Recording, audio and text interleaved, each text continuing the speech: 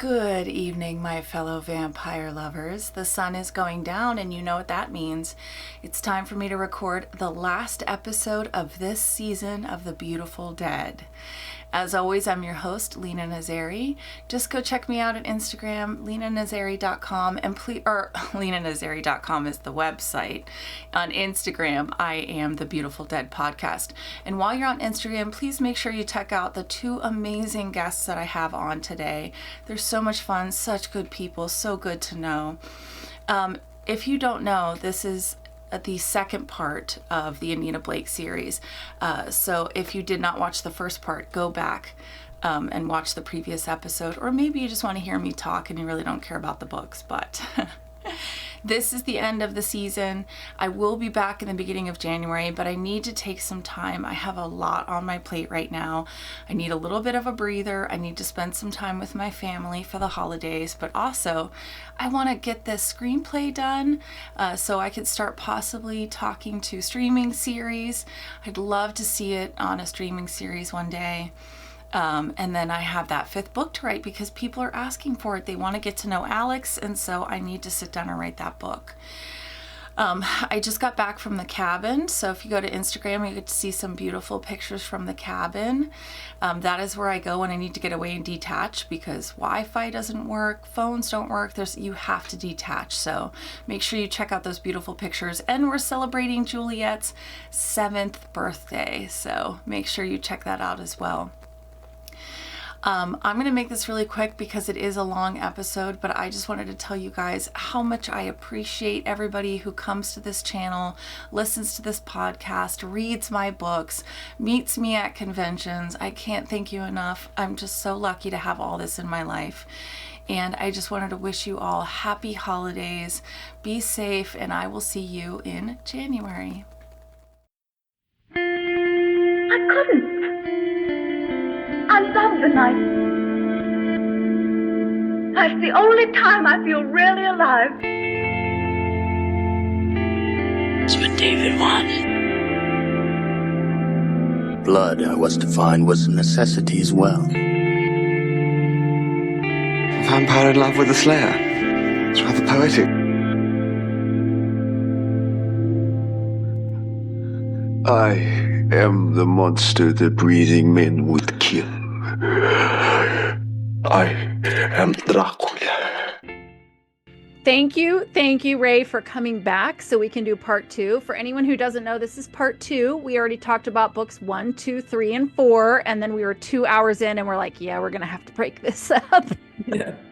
So you came back on to do part 2, but in perfect timing, Casey, this is your second time on my podcast, but you messaged me and said, well, I just finished 8 and I don't know how I feel about this series. And I went, come on the podcast and talk about it. So could you introduce yourself for people who do not know you? Hi, my name is Casey Cruz. I illustrate and write a webcomic on Webtoon called Trinity Vampire. I'm a huge fan of the supernatural fiction lore of vampires and all the universes involved with them. And I started off Anita Blake with really high hopes, and now I'm coming into this podcast feeling slightly conflicted. So I'm happy to be here. I love it. And then Rae, just in case for some odd reason someone just wants to listen to part 2, would you introduce yourself and tell everyone what you do? Of course. Hi, I am Rae. In real life, I work in higher education, but online, I am a cosplay and fitness content content creator. And I'm also a virtual personal trainer. Mm-hmm. And I don't know, Casey, if you know this, but Rae cosplays Anita Blake. So I will be putting pictures. Saw. Yes. Yes, it looks so good. I've seen the pictures. Thank you. So good. So good. So real quick, let's just nutshell 1 through 4 as quick as possible.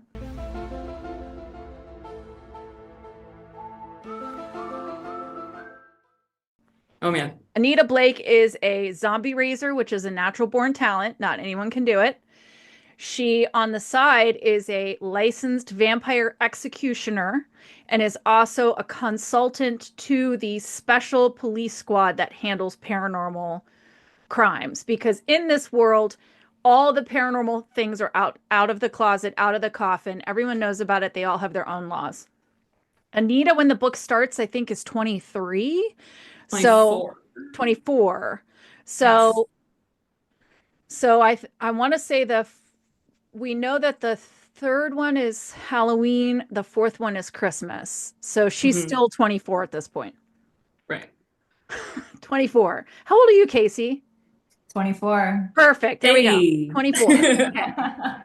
There are two beaux in her life. So we have Richard, who appeared to be a mild-mannered yet super sexy middle school biology teacher. Come to find out he's a werewolf.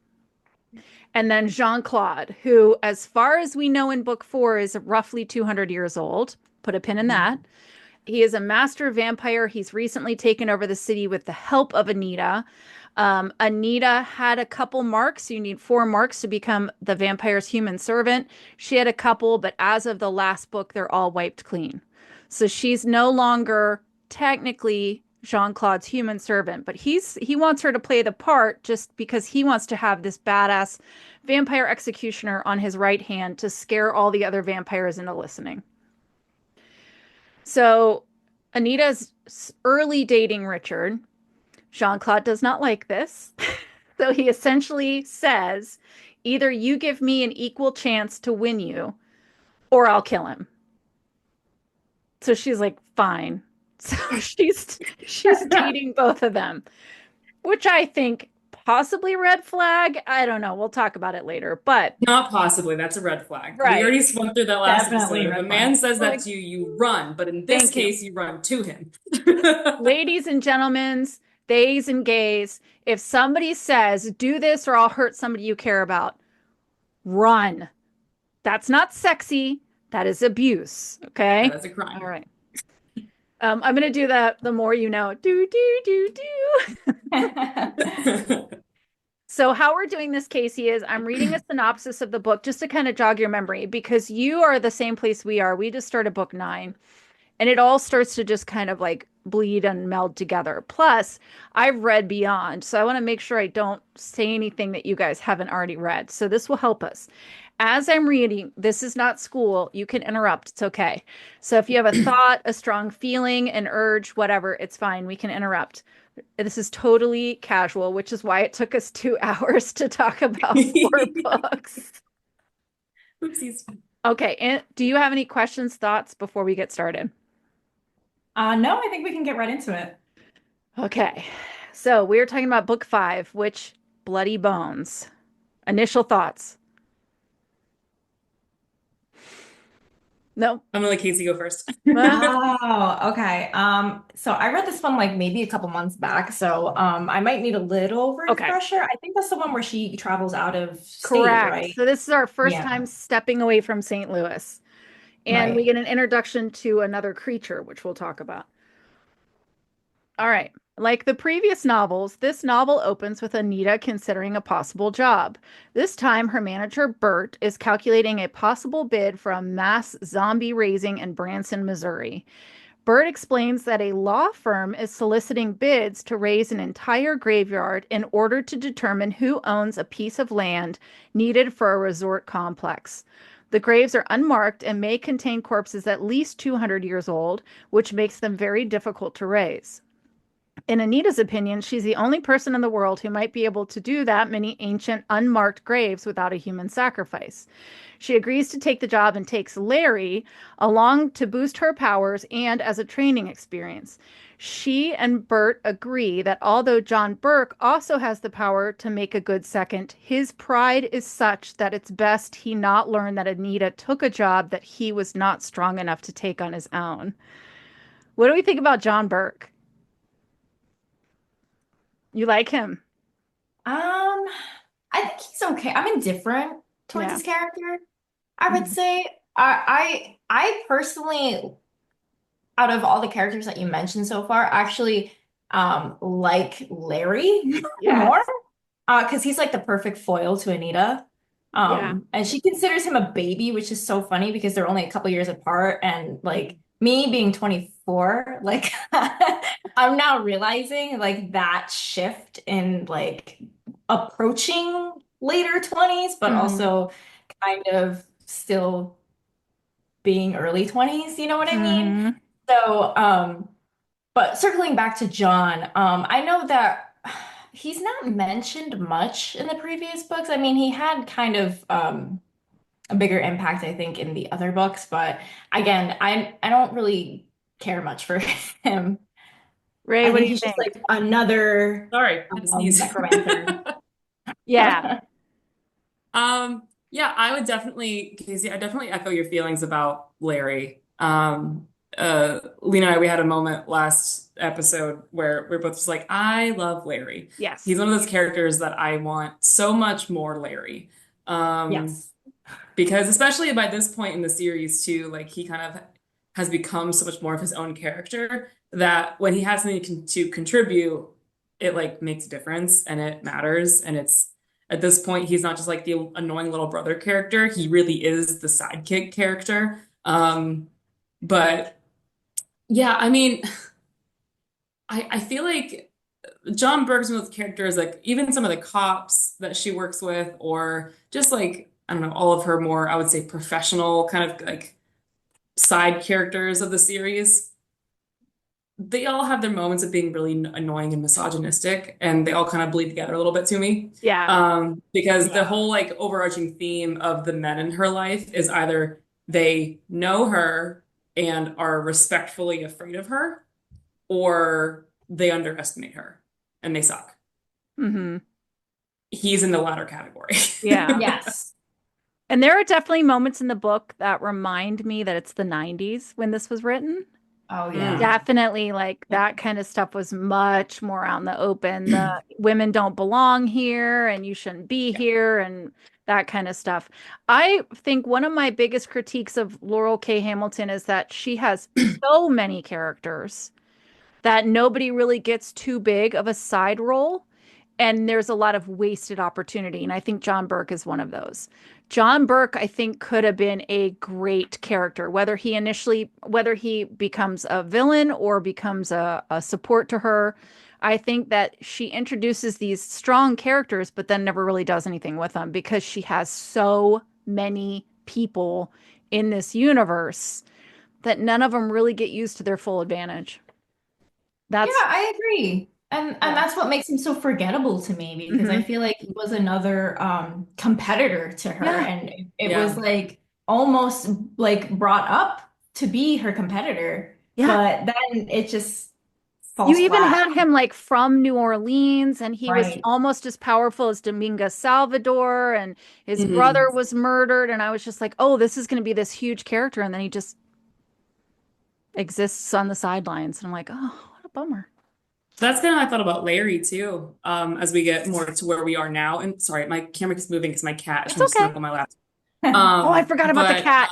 So her cat will just randomly start pulling her screen away, which is so funny. so funny. And now she's trying to drink my vodka. Come here. Um, this is Gimli the cat. Say hello, Hi, Gimli. buddy. She does not like to be held, but she does like to bop at my laptop. So I'm gonna keep her hostage for a second. Oh, just kidding. No, but what I was gonna say is I feel like I had really mixed feelings about her having so many characters in her books. Um, my dislike for it comes from exactly what you said. There's all these if what feels like missed opportunities. Because again, I love Larry, I love Dolph, I love all of these Yeah. side characters that we don't get to really get to know much aside from surface level, and then they disappear for a few books. Yeah. Um, but I think on the flip side of that is almost what makes the supernatural world of Anita feel more natural. Is that there are a lot of people in my own life that are what would be written as side characters in my life that they have full lives, Hmm. but I only see them like at the gym or that's like someone that I work with, but in a way different department, and I see them like at an annual meeting or something. Like it's so I have a love-hate relationship with the number of characters. Yeah, that's true. That's a really good point. After arriving in Branson, Anita meets Raymond Sterling, the lawyer in charge of the development project, and his assistants, Lionel Bayard, Miss Harrison, and Bo. and learns that Sterling is in a dispute with Magnus and Dorcas Bouvier, two siblings who claim to own the land at issue and refuse to sell. If the corpses on the land confirm that it belongs to the Bouviers, Sterling's project will be unable to continue. And what they don't say is he'll lose like millions, like if not billions, because of this. After reviewing the site and making plans to explore the site further that evening, Anita receives a call from Dolph. Dolph asks Anita for advice on a crime scene back in St. Louis and also asks her to assist the local police with a nearby crime scene. Anita and Larry drive to the scene and meet Sergeant Fremont, who appears to want to crack the case herself and resents their intrusion. Anita inspects the murder victims, three teenaged or younger boys cut apart with a blade. Each of the boys' faces have been disfigured or removed, and Fremont reveals that a teenaged boy or girl were murdered earlier with similar wounds. Anita warns Fremont that in her opinion, the boys were cut apart by a sword-wielding something that is as fast and strong as a vampire, with enough mental power to hold two of the boys motionless while killing the third. Larry is seriously shaken by viewing his first murder scene. Anita and Larry go to the Bouvier's restaurant called Bloody Bones to investigate the land dispute and get dinner. There they meet Magnus and Dory, each of whom are part Fae. So we get to meet the Fae. So this is our fairy introduction to the world. And I don't know if this coincided with her doing the second series, which is her Fae series. It would make sense if that's what she did. But this is a Fae heavy book. Magnus is using glamour to host a date night. By touching the restaurant patrons, he makes them irresistibly attractive for one night in return for drawing some power for himself. After trying unsuccessfully to seduce Anita, Magnus is coy about why the Bouviers refused to sell their land. Magnus also admits to destroying several trees outside the restaurant while in a drunken rage, causing Anita to consider him as a suspect for the killings. During dinner, Dolph pages Anita again and asks her to assist on another possible local vampire crime. Anita tells Dolph that Magnus is part Fae and a potential suspect. Then Anita and Larry drive to the home of Mr. and Mrs. Quinlan. There they meet Sheriff David St. John, his wife Beth, Deputy Zach Coltrane, Mr. and Mrs. Quinlan, and their son Jeff. Jeff's older sister Ellie is lying in her bed, dead of a vampire bite. Anita and Larry eventually deduce that her death was probably voluntary and learn that Ellie's boyfriend Andy has recently disappeared. They guess that Ellie's boyfriend has recently been raised as a vampire and turned her as well, but Mr. Quinlan refuses to believe them and demands that Anita stake Ellie to prevent her from rising. Anita asks him to wait 24 hours to cool off and promises to stake Ellie if her father demands it after that time. So this is a moment to pause because these are a couple interesting things to hit on. So the first one being the reason it was a big deal that Magnus was using glamour is because if you use magic on another human, that's like an execution level offense. So using magic unbeknownst or using magic unlicensed or using magic at all in this world can get you like an immediate death sentence, which is a pretty big deal. The second one is, which I thought was interesting, is in this world you can have like these like a living will, but it says in the case of being killed by a vampire, I want staked immediately. And the parents are allowed to make that decision for her because she's 17. So I thought as a medical professional who deals with like living will and DNRs and all that kind of stuff, I thought it was so interesting that she tapped into that idea of like, now that the vampires are out in the open, people are like putting these testaments in their wills saying this is what I want, and that parents can do it to minors, and like the whole legal aspect of that and the moral aspect and the ethical aspect blows my mind. What do you think, Casey? Oh, sorry, go ahead. No, go ahead, Casey. Sure. Yeah, so real quick, I think that's a great touch of trying to incorporate realism into the fiction world because that's something that's glossed over, especially when it comes to like ethics, especially in like the medical and legal sense. So I like that she read into that to include that because this is a great opportunity to figure out, well, I mean, she's 17, she's almost 18. Like, what do we do in this sense? You know what I mean? And I like how it was a huge point in that scene. Yeah.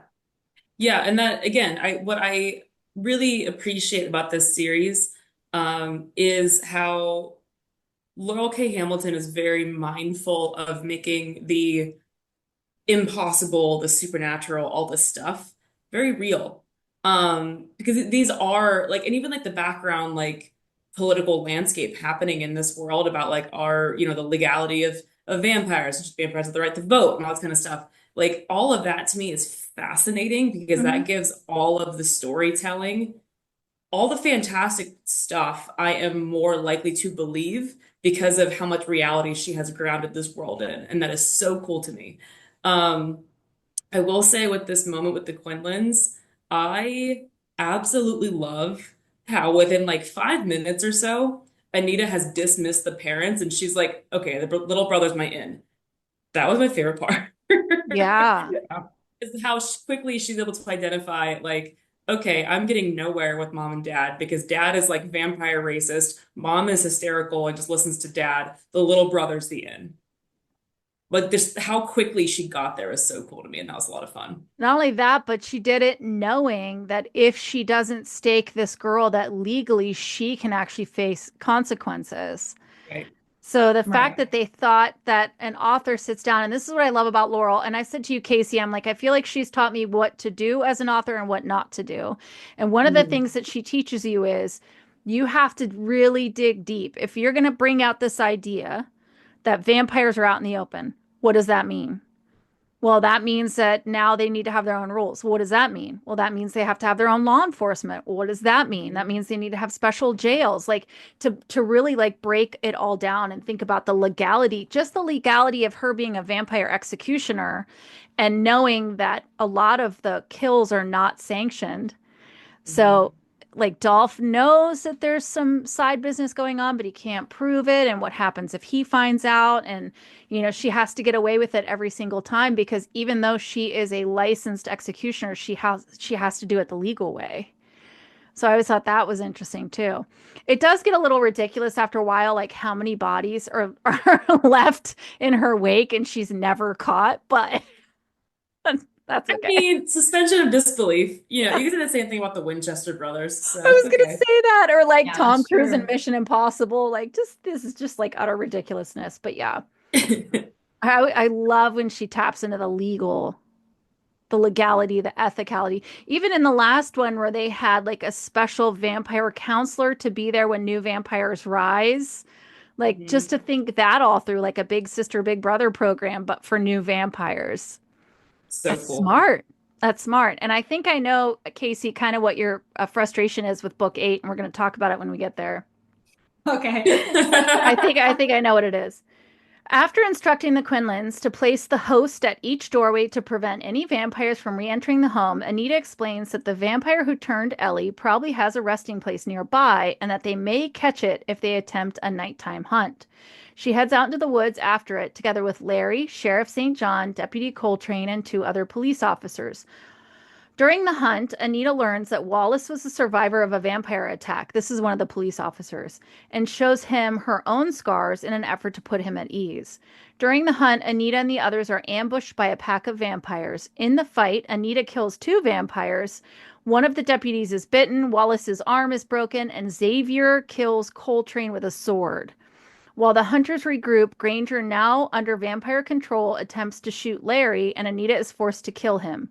The group hears screaming from the Quinlan's home, and St. John and Anita run for the house, leaving Larry and Wallace to bring up the rear. Did they just throw Xavier in there without explaining who he is? I think so. Xavier is the big, tall, skeletal vampire that she met at some point. Yeah. I don't remember the specifics, but he's like this big, tall, skeletal vampire. I don't remember where she met him either, but I remember him dying. Right. Yeah, at the end. But he has a sword, which is important. Right. When Anita gets to the house, Beth St. John is dead and Jeff has been taken. Apparently, Xavier has the ability to shapeshift and he fit through the pet door, which they did not put a host in front of. Whoa. Sheriff St. Wow. John kills a brown haired female vampire. Anita shoots at Xavier, but he's too fast to hit. Sergeant Fremont arrives at the scene. She explains that after Dolph told her that Magnus was part Fae, she went to arrest him. Magnus used glamour to escape. Oh, that's what it is. If you use magic on law enforcement, you're done. It's immediate execution. He's now wanted for using magic on police officers during the course of his escape. FBI agents Elwood and Bradford arrive and speak to Anita, who agrees to attempt to identify and contact the master of the city. This is in Branson. So she has to call Jean-Claude. What could happen? Oh no. Oh no. Yeah, the last thing you want in that situation is to have to ask him for a favor. For sure. Yeah. Jean-Claude is the one, because she says, I saw this tall, thin, gnarly looking vampire who has a sword, and he's like, oh, I know who that is. That's a Xavier. Oh, that's right. Yep. That's how we meet Xavier.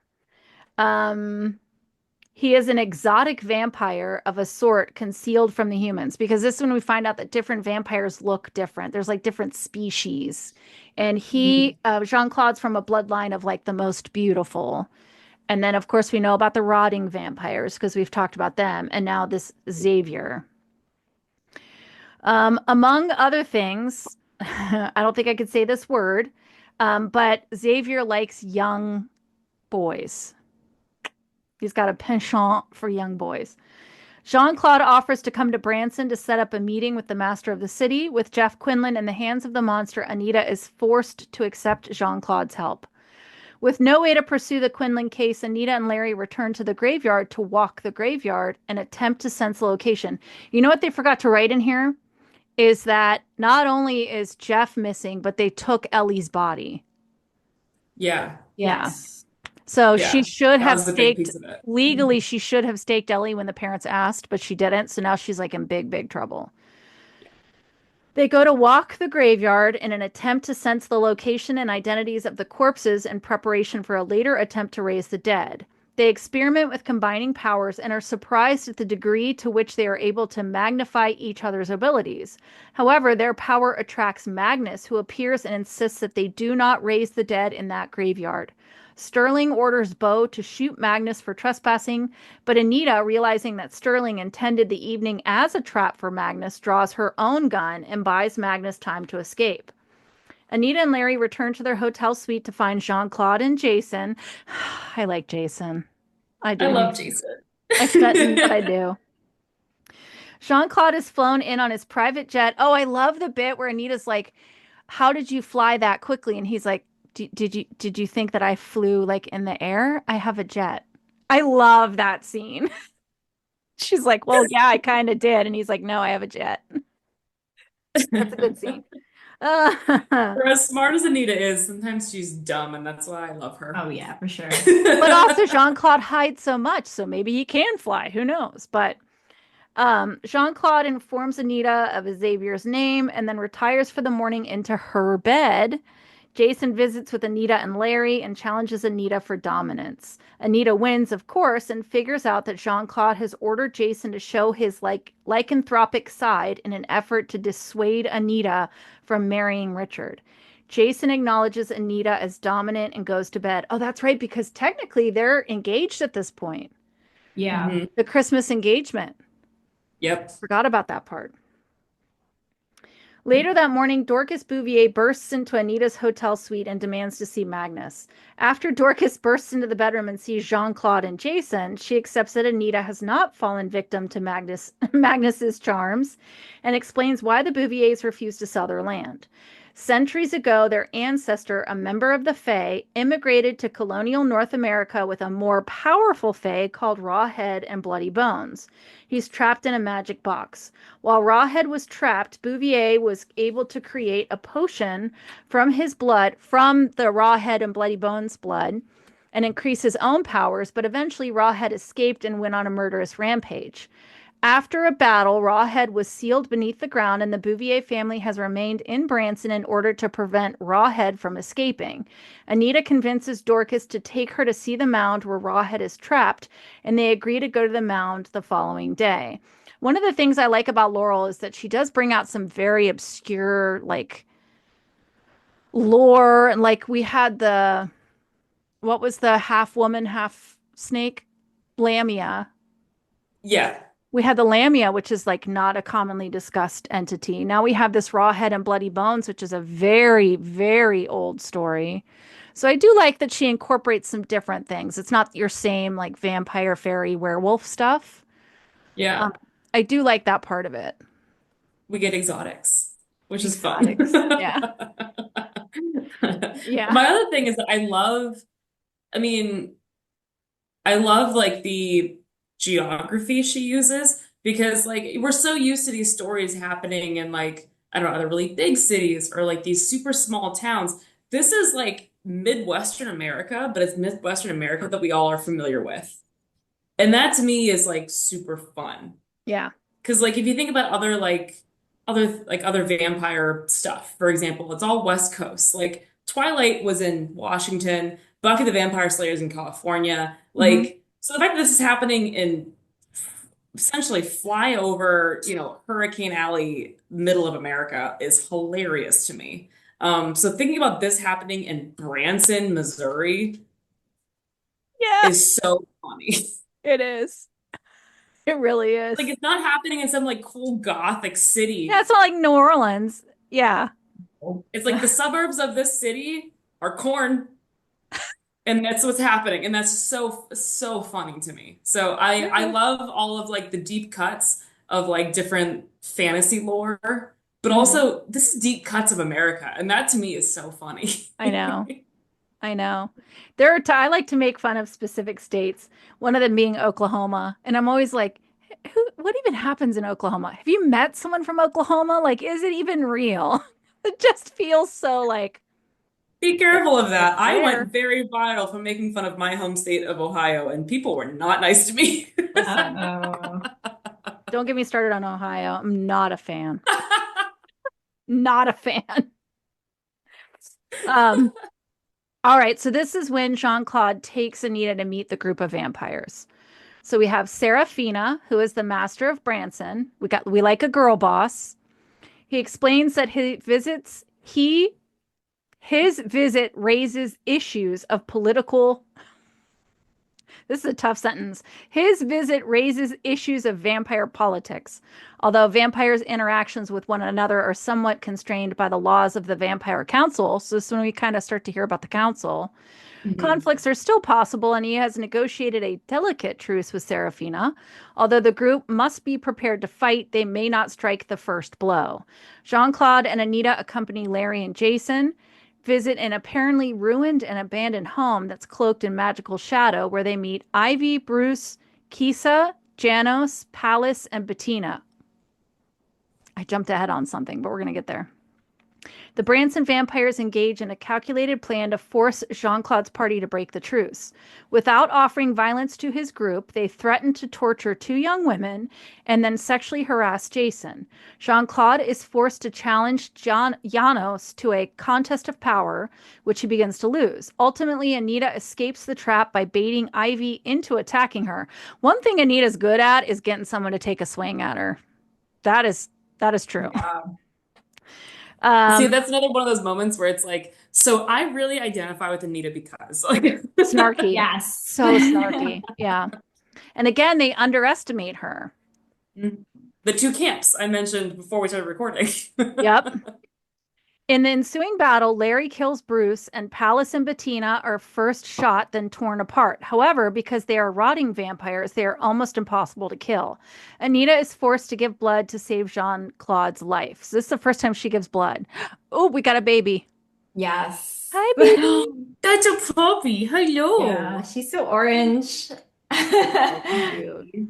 I'm trying to hold her so she doesn't bark and destroy the podcast. Oh, that's okay. Lena We had don't to edit care. over my dogs both barking a lot in the last one. So Yep. she's Yeah, we don't care. I mute myself, we'll pause, we'll edit. It's cool. They like really kind of hop over this whole rotting vampire thing. And I think it's a really important plot point because they say like, well, Jason, if you just have sex with these two girl vampires, and he's like, oh, okay. So he starts to do it, and then they start to rot all over him, And which then is he's a traumatized forever. huge, huge plot point. He is traumatized. And this comes back many times. So I So don't know many why they times. jumped over that. Once Jean-Claude is stabilized, Magnus appears and offers to convey the group to see Serafina under a flag of truce. So then we find out that Magnus is actually working with Serafina as well. Serafina toys with the group, but ultimately agrees that a murderous man who likes boys, can't say that word, master vampire in her territory is a threat and agrees to help track down Xavier. Jean-Claude is astounded that Serafina has somehow become more powerful and is powerful enough to assert mastery over vampires as strong as Janos. The group returns to the hotel to clean up. And another thing that they don't touch on, which is really important, is Serafina's ability is to call ghosts. Yeah. So because Anita is a necromancer, like she feels that and sees the ghosts all around her, which I thought was such a cool scene. Like imagine this master vampire that just has ghosts swirling all around them. Very cool. I don't know. I don't know who wrote this. Very scary. Yeah. The group returns to the hotel to clean up. Anita learns more about Jean-Claude's history and momentarily surrenders to her lust and kisses Jean-Claude. This is huge. This is the first kiss. And it was such a good scene, too. Stops when he draws blood and he claims it was an accident. She stays with Jean-Claude as dawn comes and he dies for the day and is surprised at her growing sympathy towards him. So this is when we find out that the vampires in this world die at sunrise. Big point in this podcast. Anita then falls asleep herself and is visited in her dream by Serafina, who promises to reunite Anita with her deceased mother if Anita agrees to serve Serafina. So this is when we learn that Serafina can get into Anita's dreams and act and sound and smell like her mother, which is big. It's huge. Yeah. It was one of those things where like this is when this book in particular, there's always a moment in each of the books where I'm like, ooh, that's the darkest moment. Yeah. Because again, we're dealing with a world of like fantasy and like just Yeah. enormous amounts of violence and trauma.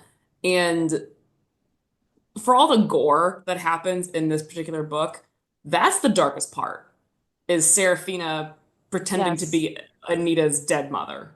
That's Yes. dark as fuck. Like, Yeah, it's very dark. that is And not because okay. we're doing it as the audiobooks, the narrator is so very good So at good. the different voices and everything. And with this one, she's like, Nina, come to me, Nina. And she does the accent and everything. It's like, oof, oof. So Anita wakes up in a Kimberly true Alexis, we Anita love you. fashion. Yes, we love her. In true Anita coping fashion, she wakes up and begins to plan to kill Serafina. She's like, kill it. That made me uncomfortable. I'm gonna kill it. Kill it. Anita and Larry meet up with Dorcas Bouvier, who takes them to the mound where Bloody Bones is imprisoned. When they arrive, they surprise Magnus in the act of drinking Bloody Bones' blood, and Dorcas realizes that Magnus has been using Bloody Bones to boost his own power for years. Anita proposes that instead of raising the entire Bouvier graveyard, she raise just enough zombies to confirm the Bouvier's claim and prevent Sturley from digging up the graveyard and freeing Bloody Bones.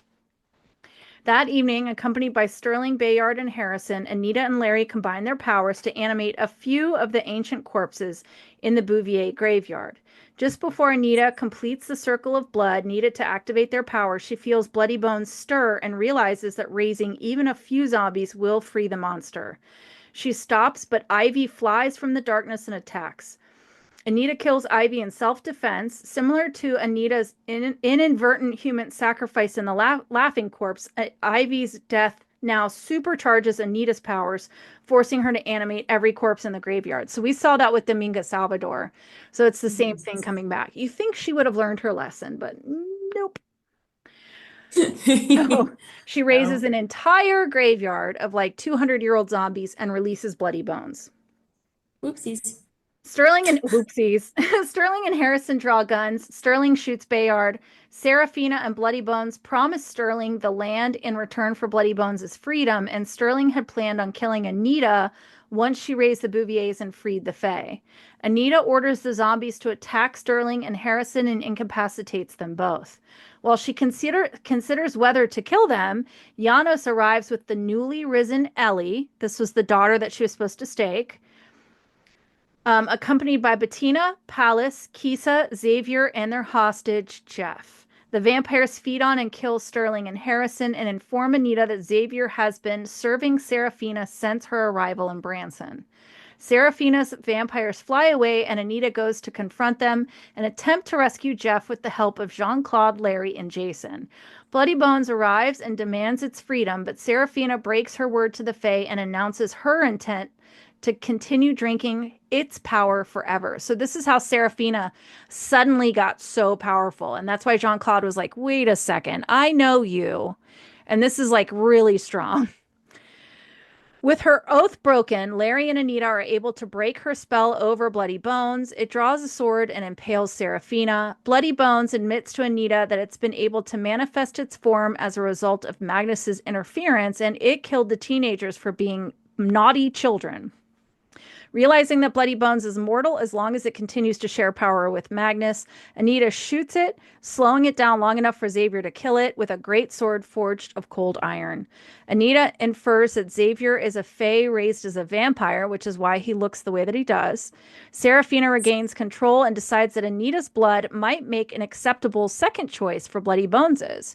In return for Anita surrendering herself, Serafina agrees to let the others go. This scene. The next morning, Anita wakes up next to Serafina in her coffin. Anita forces her way out and learns that the coffins of Serafina's vampires have been moved to Bloody Bones Bar and Grill. Ellie does not have a coffin and is sleeping on the floor. Anita tries to escape, but Magnus stops her. In the course of the fight, Anita drips some of her blood on Ellie and realizes that she can raise Ellie as if she were a zombie. Anita does so and orders Ellie to hold on to Magnus while Anita makes her escape. With Ellie clinging to his waist, Magnus chases Anita outside and is burned to death when Ellie burns in the sunlight.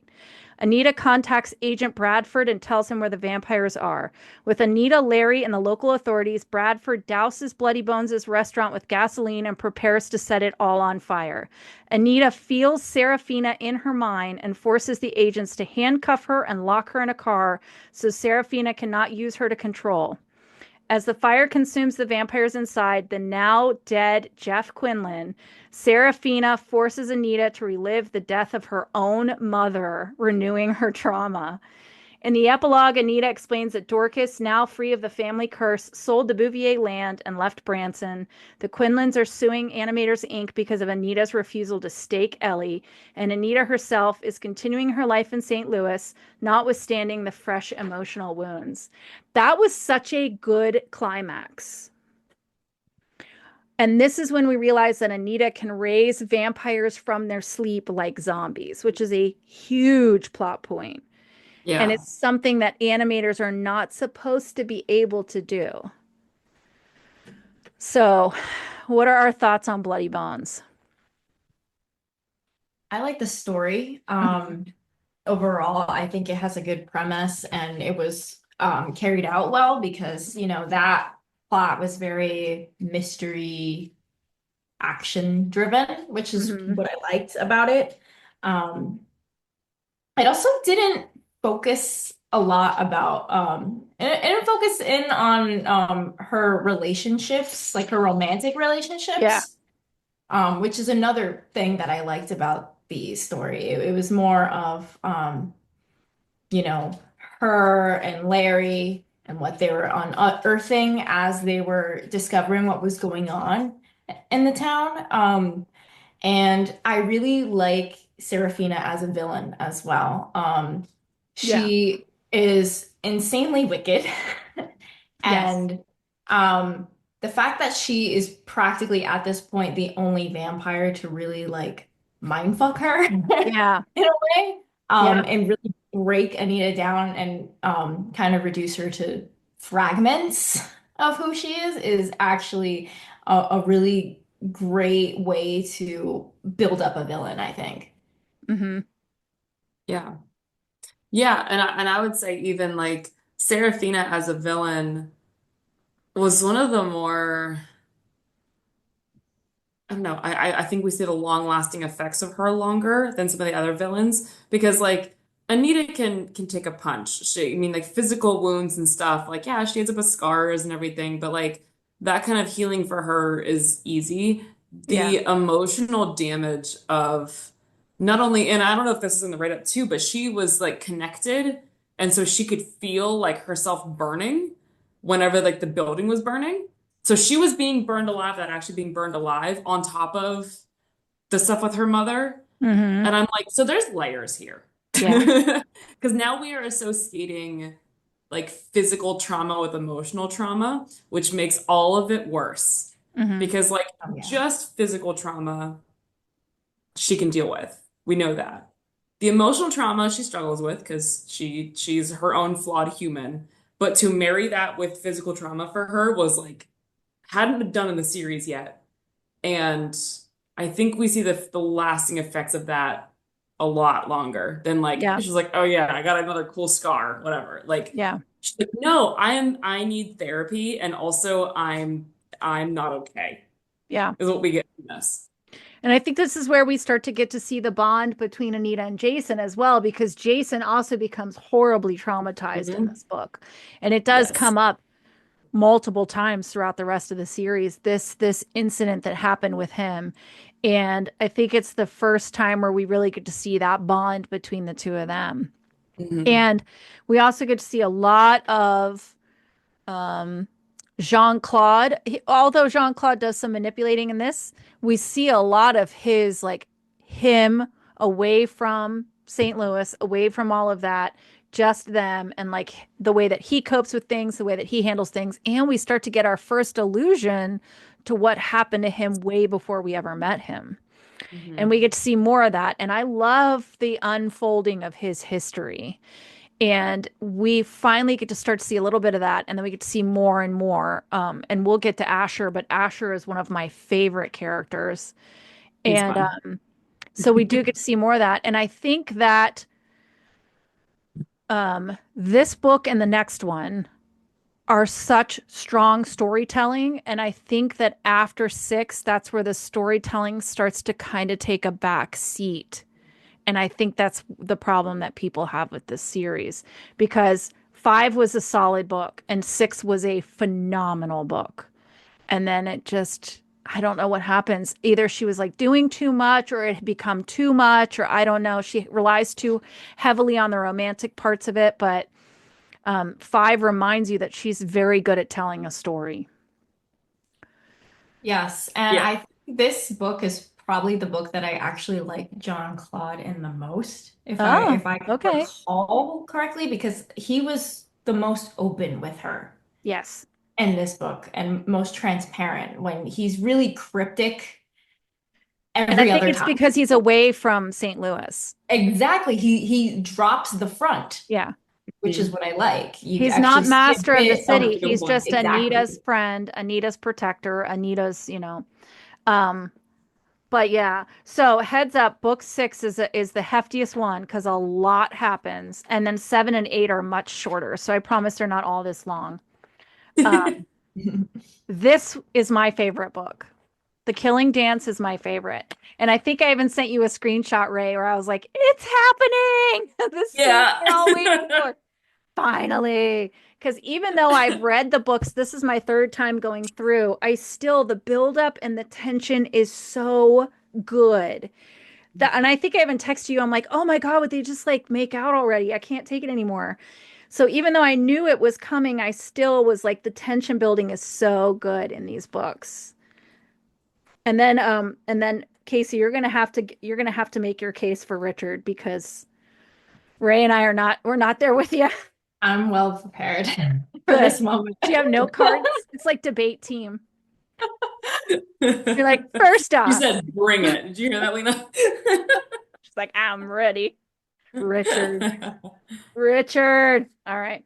I think it's because I've known Richards. I wish I knew a Jean-Claude. That's all I'm saying. All right. The Killing Dance takes place in May, about a month and a half after Bloody Bones, and like the previous novels, The Killing Dance starts with a potential job for Anita in her role as an Animator Inc. employee. In this case, Anita and Jean-Claude are in Anita's office meeting with Sabin, a master vampire, with Dominic Demure, Sabin's human servant. Sabin, and when these French names start, do not do not expect me. Demure. Sabin and Demare explain that Sabin, in order to please a mortal lover, promised to abstain from feeding on the blood of live humans, and as a result, he developed a condition in which the body is irreversibly rotting away. Laurel loves a good rotting. Never have I read so much rotting, ever. And I'm a nurse.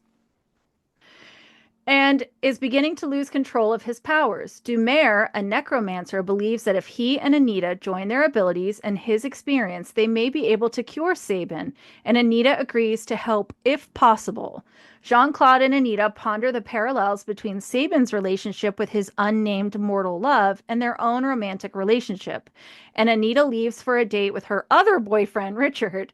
Although Jean-Claude, a vampire, is in the process of consolidating his leadership of the city, Richard is locked in an ongoing struggle for leadership of the werewolves of the city and their current Ulfric Marcus, primarily because Richard, unlike Jean-Claude, is not willing to kill in order to assume or maintain power.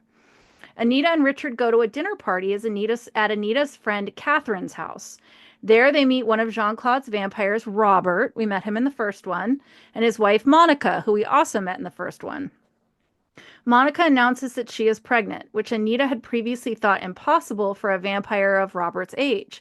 Monica is also very friendly with Anita, notwithstanding her assistance in the plot to hypnotize Catherine and blackmail Anita in guilty pleasures. Anita wonders if Jean-Claude deliberately planned for Robert to attend the party to spy on her and Richard. She and Richard are forced to leave the party early after she receives a call from Edward. There's your boy Edward, Rae. Edward, one of the world's... Oh, you like Edward? I love Edward. See? Hooray! We all love Edward. She and Richard are forced to leave the party early after she receives a call from Edward. Edward, one of the world's premier assassins and a sort of friend to Anita, tells Anita that he's received a proposed contract to kill Anita. This was such a good storyline. So good. So we good. we established this very much in the last episode that Lena and I did, but I think Edward might be my favorite character in the whole series. Yeah. I love him, and they have such a cool relationship that I love that rather than taking this job that would have paid him incredibly well, he's all like, so I know we're like frenemies, but this is like weird. And I'm Well, just and gonna even let you says I can kill more people by your side, and if I take the contract, I only get to kill you. right. And Okay. I love him. I love him. I love him. I love him. I know. So he says he's going to come to town and help her investigate the identity of the person who took out the contract on her life. Anita and Richard arrive at her house and meet Mrs. Pringle. This is such a good little side character, this little old lady next door. Anita suspects that someone is in her apartment, and while Richard helps Mrs. Pringle move a television, she engages in a gun battle through her closed front door, ultimately killing Jimmy Dugan, a local thug. Anita's taken to police headquarters and questioned for quite some time by Detective Bronswell, who eventually lets her go. Anita and Richard argue about her decision to confront Jimmy without asking Richard to back her up. Anita agrees to move into Richard's house for the time being in order to protect her neighbors from any potential collateral damage. Edward contacts Anita at Richard's house and tells her the contract on her life has been increased to $500,000, which in 1995 money, I'm thinking is pretty good. Yeah. Yeah. But it has to be performed in 24 hours, which is interesting. Are you going to look it up, Rae? I'm tempted. Yeah. You want to look it up while we're talking? Yeah. What was the exact number? It was $500,000 in 1995.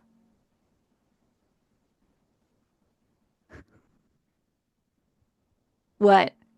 1,035,643.04. Dang. That's good money. And that's under the table money, too. They wanted her dead. Yeah.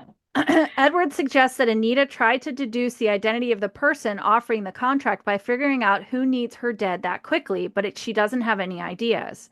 Richard then receives a call from Stephen. Stephen is being forced to participate in one of Raina's pornographic movies and is desperate for Richard's protection. Richard and Anita leave to rescue him.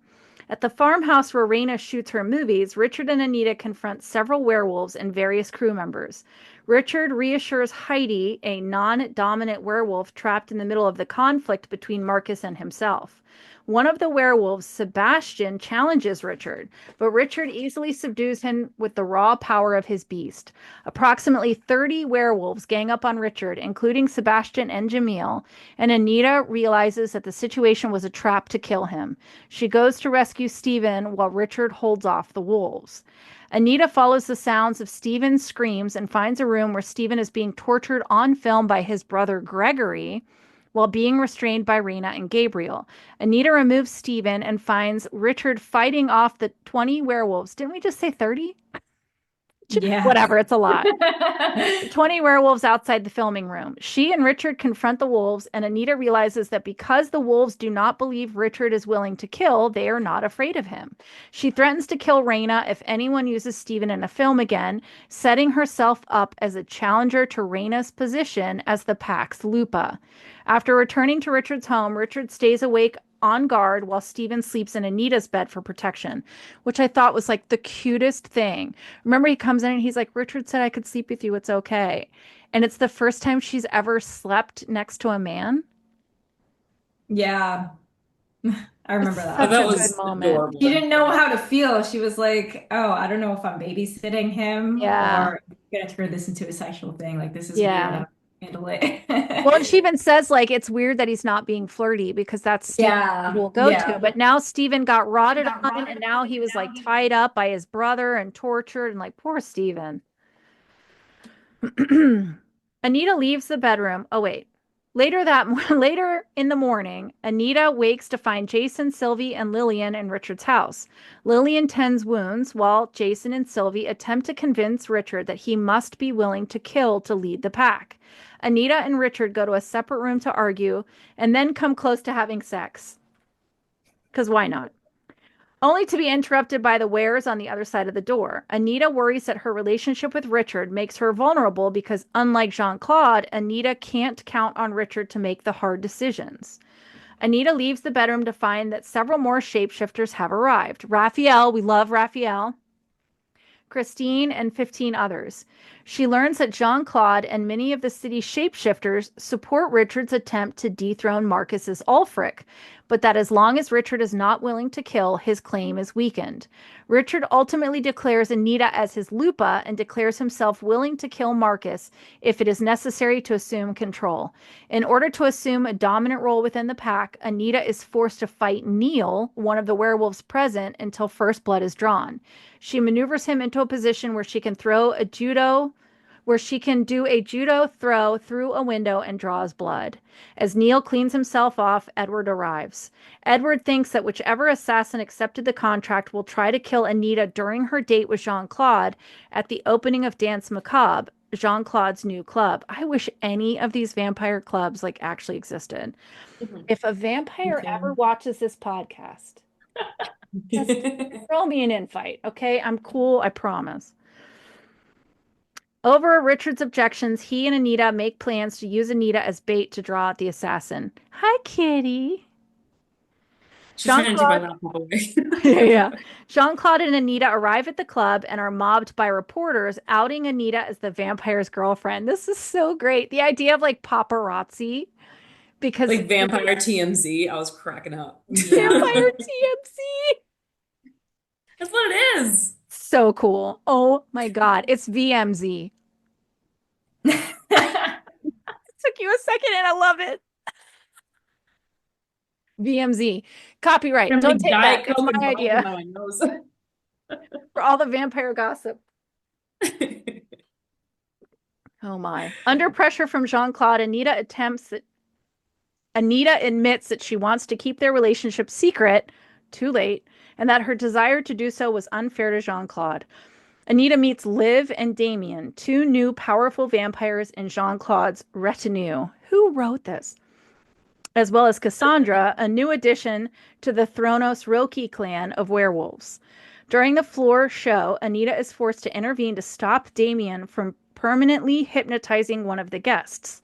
Anita helps the guest to the women's bathroom with the help of another patron, Annabelle Smith. Smith draws a gun on Anita, but is distracted when some women enter, allowing Anita enough time to draw a knife and kill her. The police arrive and arrest Anita for the second time in 2 days. Detective Greeley does his best to get Anita to talk, but Dolph ultimately convinces Greeley to turn Anita over to Dolph by telling Greeley that Anita is a suspect in another crime. Dolph takes Anita to a suburban home and shows Anita the crime scene. One of Jean-Claude's vampires, Robert, has been staked inside a magic circle and ritually killed. Anita, as a necromancer, is unable to cross the circle, which was designed to block the magic of the dead. She hypnotizes, no, hypothesizes, that's two very different words. She hypothesizes that the circle was used to prevent Jean-Claude from learning of Robert's death. So this is when you find out that if a vampire is killed, the master of the city can feel it. Pretty cool. They meet Tammy Reynolds, a new member of Rip It. Anita guesses that the crime must have been performed by at least two supernatural beings with enough strength to restrain Robert, in addition to someone with sufficiently detailed knowledge of necromancy to perform the ritual. Because even John Burke and Anita herself lack the expertise to perform this ritual, Anita tells Dolph that Dominic Dumaire is the only suspect she can think of. Anita and Dolph clash over what she can tell Jean-Claude about Robert's death and about whether her loyalties now lie with Rip It or Jean-Claude. After some investigation, Anita accompanies Robert's widow, Monica, to the hospital. While at the hospital, Anita speaks to Edward, who tells her that the contract on her life has been extended another 24 hours and convinces her to take cover in the Circus of the Damned, which is so freaking cool. I wish the Circus of the Damned was real. Just saying. At the circus, Anita tells Jean-Claude about Robert's death and learns for the first time about Jean-Claude's past with Asher and Juliana. So this is when we get to hear about Asher and Juliana. Jean-Claude tells Anita that Asher has petitioned the Vampire Council for permission to kill Anita as revenge for Juliana's death. So what they're not saying is the three of them were all together.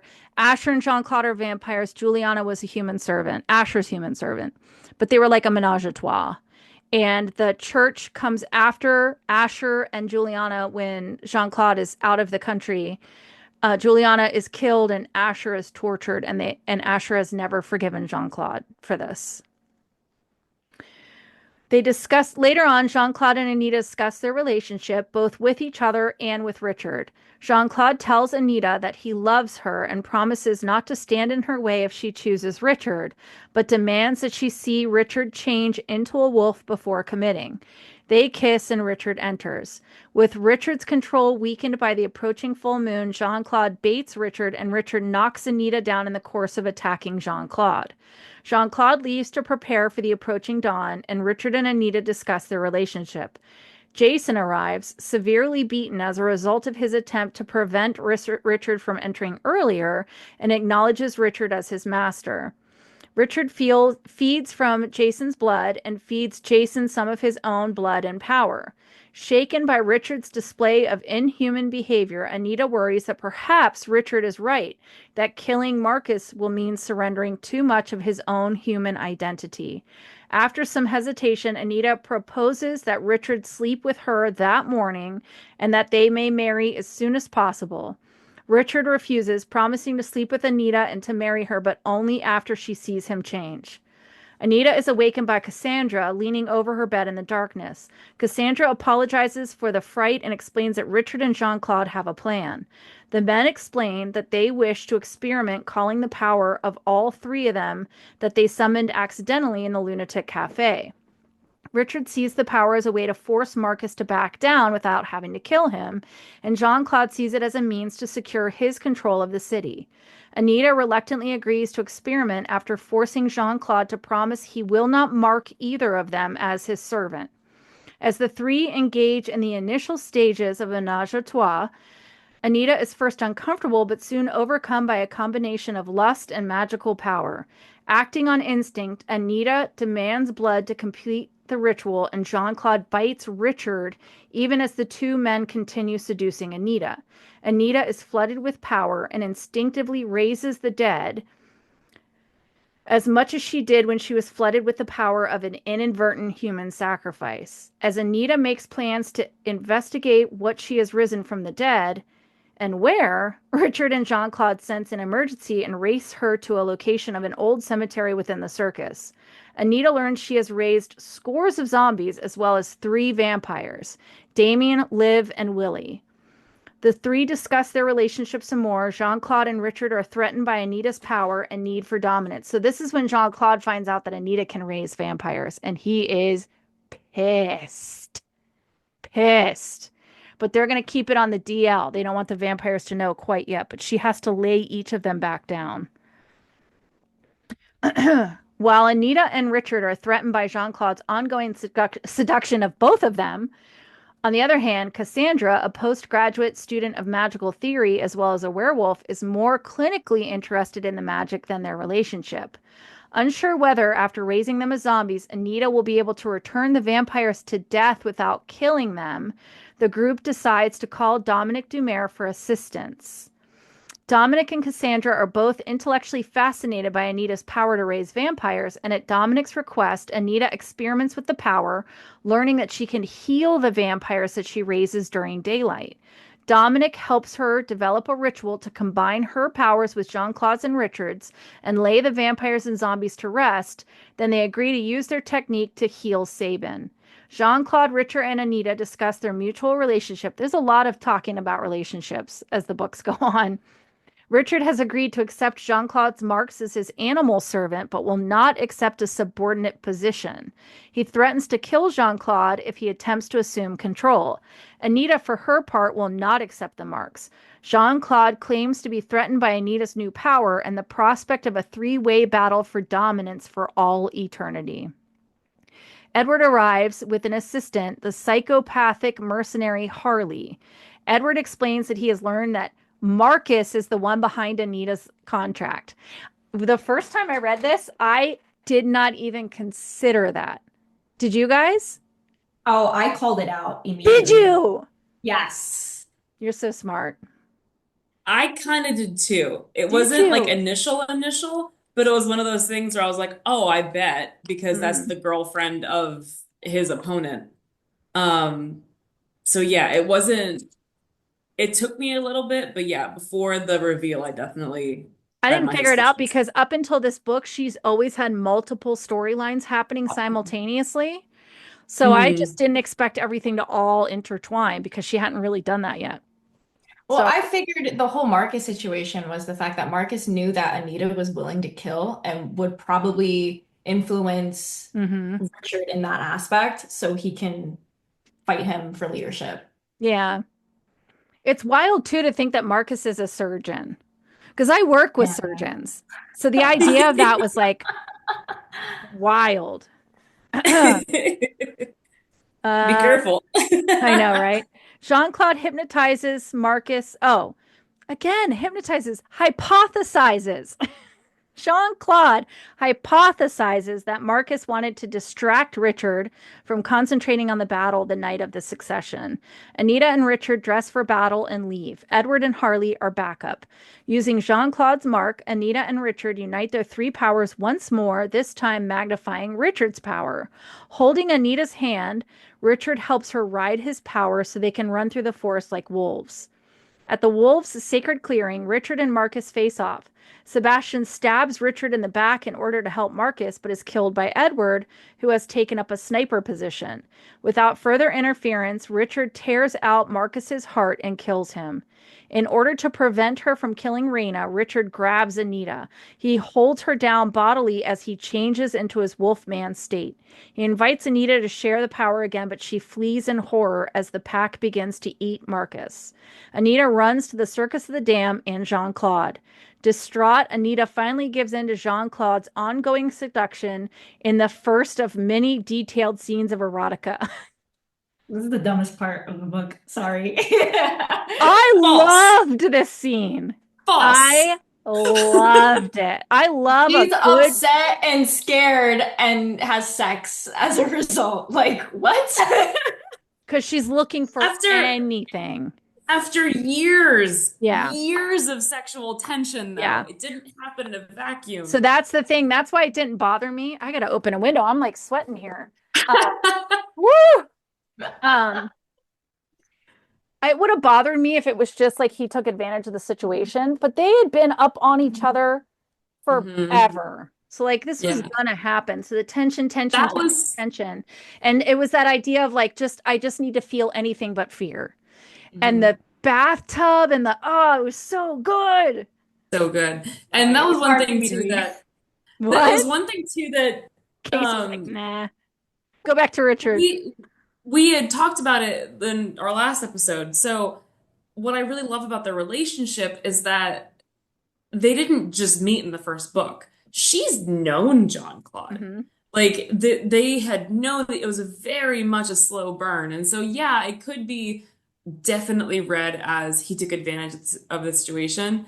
But I think she finally just relinquished control a little bit, and was like, okay, well, there's definitely been something here. Otherwise, why would I have tolerated his bullshit this whole time? So I don't think that it was, I think he took advantage of the situation. Absolutely. I don't think it was just that, though. I think that she wanted an excuse for a long time, and Richard gave her one. Yeah. Yeah. I wanted to leave him. I needed a reason. It all comes to Taylor Swift. Casey's like, Team Richard, get out of that bathtub. Go back to that wolf. Exactly. No. I don't know, buddy. All I know is like, maybe it was because I was like 16 when I read that book, but I was just like, oh, yes. Because you don't see I was 30 and I enjoyed it, so whatever. Right? And I remember when you texted me because I was like, yes. Didn't you put something that was like, anyone who hasn't read this chapter in book 6 of Anita? And I was like, so I know exactly where she is. So here's kind of what happened in my personal reading story of Wait, were this you at the series. gym? I was at the gym. Yes. Because I'm doing the audiobooks. So I listen to the audiobooks pretty much only when I do cardio. A couple of times lately, I'll listen to them during my whole workout if I have like the time and I'm gonna take my time working out. If I'm like need to get through it, I'll put on music. But whenever I do cardio, I listen to my books. And so I'm doing my warm up at the gym. I have my big headphones on, and I'm on the treadmill for 10 minutes to do my warm up. And this incredibly graphic bathtub sex scene happens. And I'm like, I hope no one at the gym has any idea what I'm listening to right now because holy fuck. And it was amazing. It was incredible. Yeah. I loved it. I loved it for America. But again, I think it was one of those things that like it was a slow burn for them to get there. And you have to recognize that again, their relationship didn't just happen. They've known each other for years. I'm imagining they probably met as soon as she graduated college and started to work professionally. They got on each other's radar pretty quickly. And so for me, I was like, this is something they've probably been playing cat and mouse for years, even before the series started. So say they met when she was a fresh graduate, 22 years old. He's this centuries-old vampire. He probably can already sense her power. She's still learning her power, but he's like, this human is incredibly strong. This human is incredibly strong. I did that on purpose. And so I'm assuming they kind of, and then he was like, oh no, I'm attracted to her. I'm gonna fuck with her now. And that's what we've been seeing now since like Guilty Pleasures. So for me, yes, he took advantage of the situation, but, and again, this is back to what we said before of like, hey kids, this is fiction. Otherwise, this would be real weird. Like, yeah. It was one of those moments where you have to think about the time period the book was written, the time period the book is placed. This is the kind of thing that probably would have flown quite nicely on TV for like Buffy the Vampire Slayer. Because this is very 90s media. Would it be okay in a book published today? Of course not. And I think we all know that. Laurel herself knows that. Like it's one of those things where this is a product of its time. Hmm. That's my soapbox I because I agree. love I have it. to Casey, remind you read it myself and you were like, that it's "Mm." yeah, I have to remind myself that it's in the 90s because being like I said, like Anita's age, Mhm. Yeah. I would not tolerate some of the stuff that she tolerated Oh yeah. in some of these books. The thing you have to remember though about Anita, and I have a really, really hard time with young women and like century-old vampire. I really have a hard time with that. That being said, 24 is not a baby. She's not 18. And Anita is a profoundly broken person. Like Mhm. broken. So Mhm. she has been through stuff that nobody's been through. So it makes her young age a little more acceptable because she has seen so much of life. And I think that there is a part of Jean-Claude that is also profoundly broken. And in each other, they see that brokenness and they find comfort in it. And they sort of like help each other put those pieces back together. And I think that's why it didn't bother me as much that it was this young person with a very, very old man. That being It said, remi- the other thing I caught this time around that I didn't catch on earlier read throughs, maybe because of my ages, and because I also know how the whole thing turns out, which is Jean-Claude has only known using his body and his lust. That's all he's known. That is his greatest weapon. That is his greatest asset. And he has been trained that that is what you are best at and that is all you are good for. And so it's not shocking that he initially started their interactions in a sort of a lusty, sultry, like flirty way. I do think yeah. though over time he feels genuine love for her and is attracted to her in a genuine way that is more raw than what he's used to. So Yeah. that part of it too, I think is very good. But that being said, they are messy AF, all three of them. That is messy, messy, messy people. They're so messy. It's like One none thing of them I are right. couple of thoughts that I had while you were talking. Um, Jean-Claude reminds me so much, like their relationship reminds me so much of Spike and I Buffy. knew you were gonna say that. Oh yeah, because Yeah. I'm me. But Hmm. like the relation, because again, it's like, yeah, it's one of those things where you do, when it comes to vampires and different forms of media, you have to rectify it with like, this is a young woman with a man that is centuries years old. By the Century. time, by the time, like Buffy and Angel felt very statutory rapey to me. Hmm. Buffy and Spike, by the time that happens, she's still, yeah, a teenager in her early 20s, but she's older, she's Well, a bit and more mature, spoiler, she's gone to hell or gone to heaven, been brought back, is so also a broken, factor. so destroyed, like is And just then, looking to feel anything. exactly.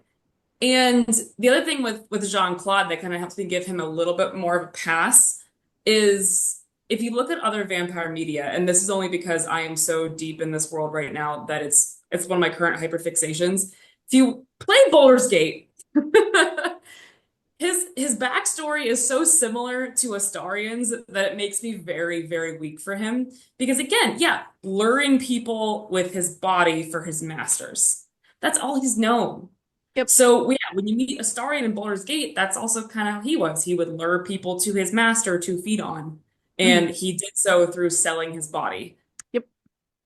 So So for if him to for 200 years you've been told totally you're only good for your looks, then how do you not believe that?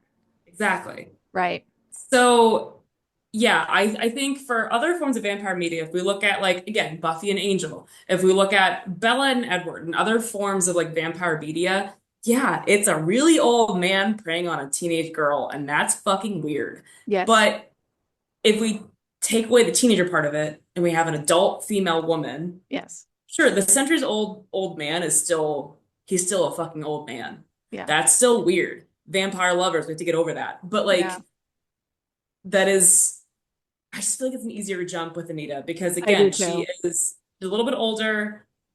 There's a lot more to do with consent.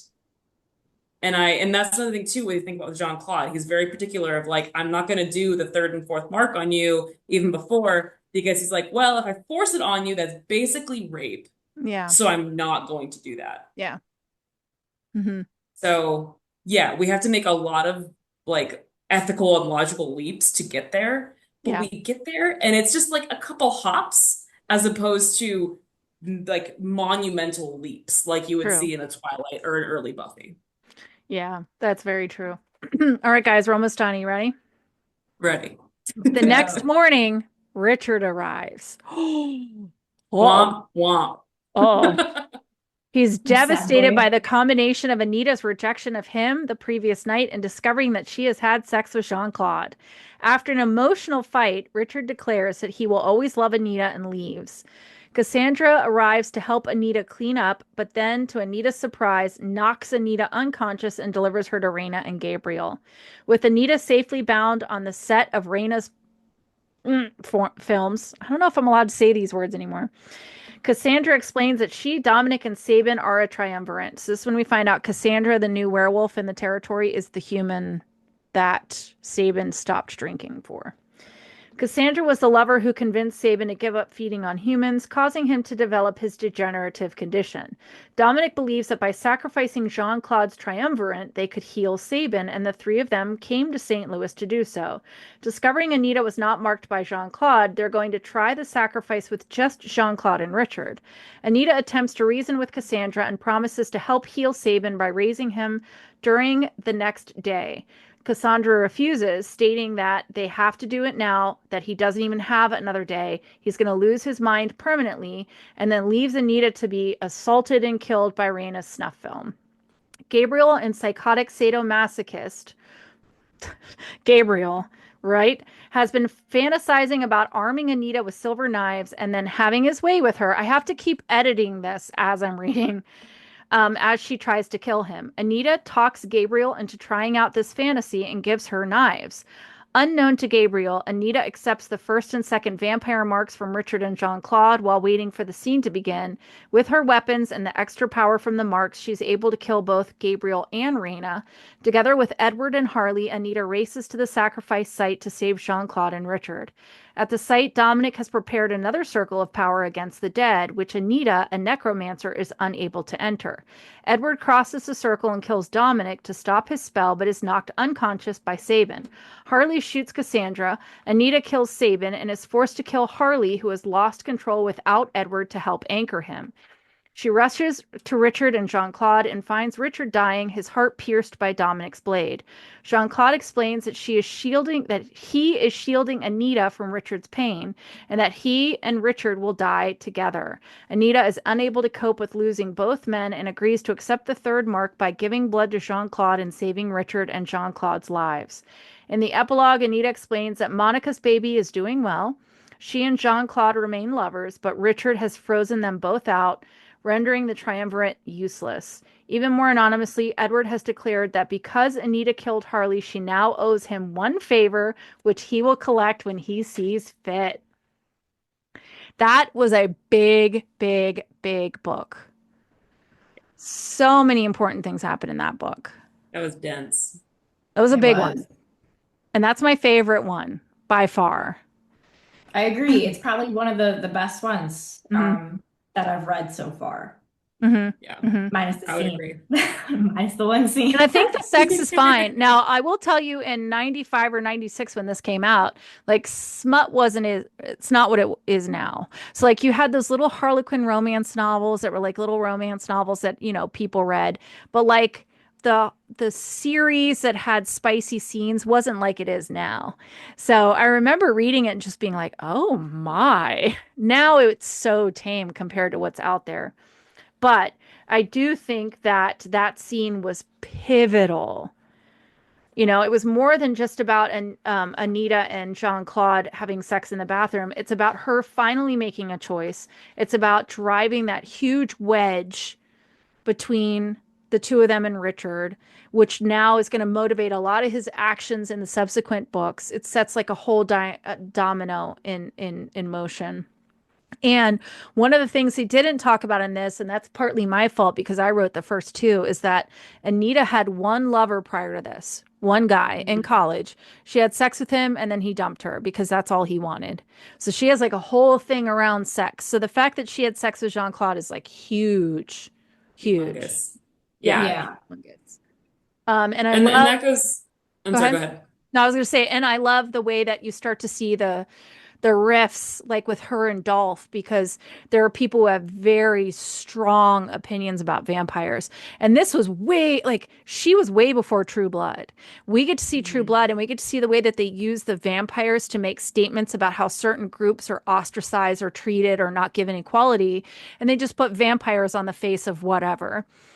She did that way before them. The Hmm. whole idea of like anti-vampire groups and vampire churches, and like the way that people are fine until they find out you're dating a vampire, and like the way that they're treated and how they're fighting for equality and all this stuff. I just thought it's like such a great way to tap into ethical and political issues without putting a face on it. Yeah. Yeah, definitely. And to kind of go back to your point with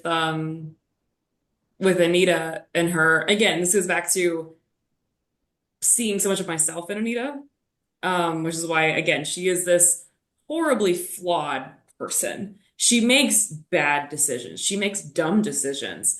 And I love that.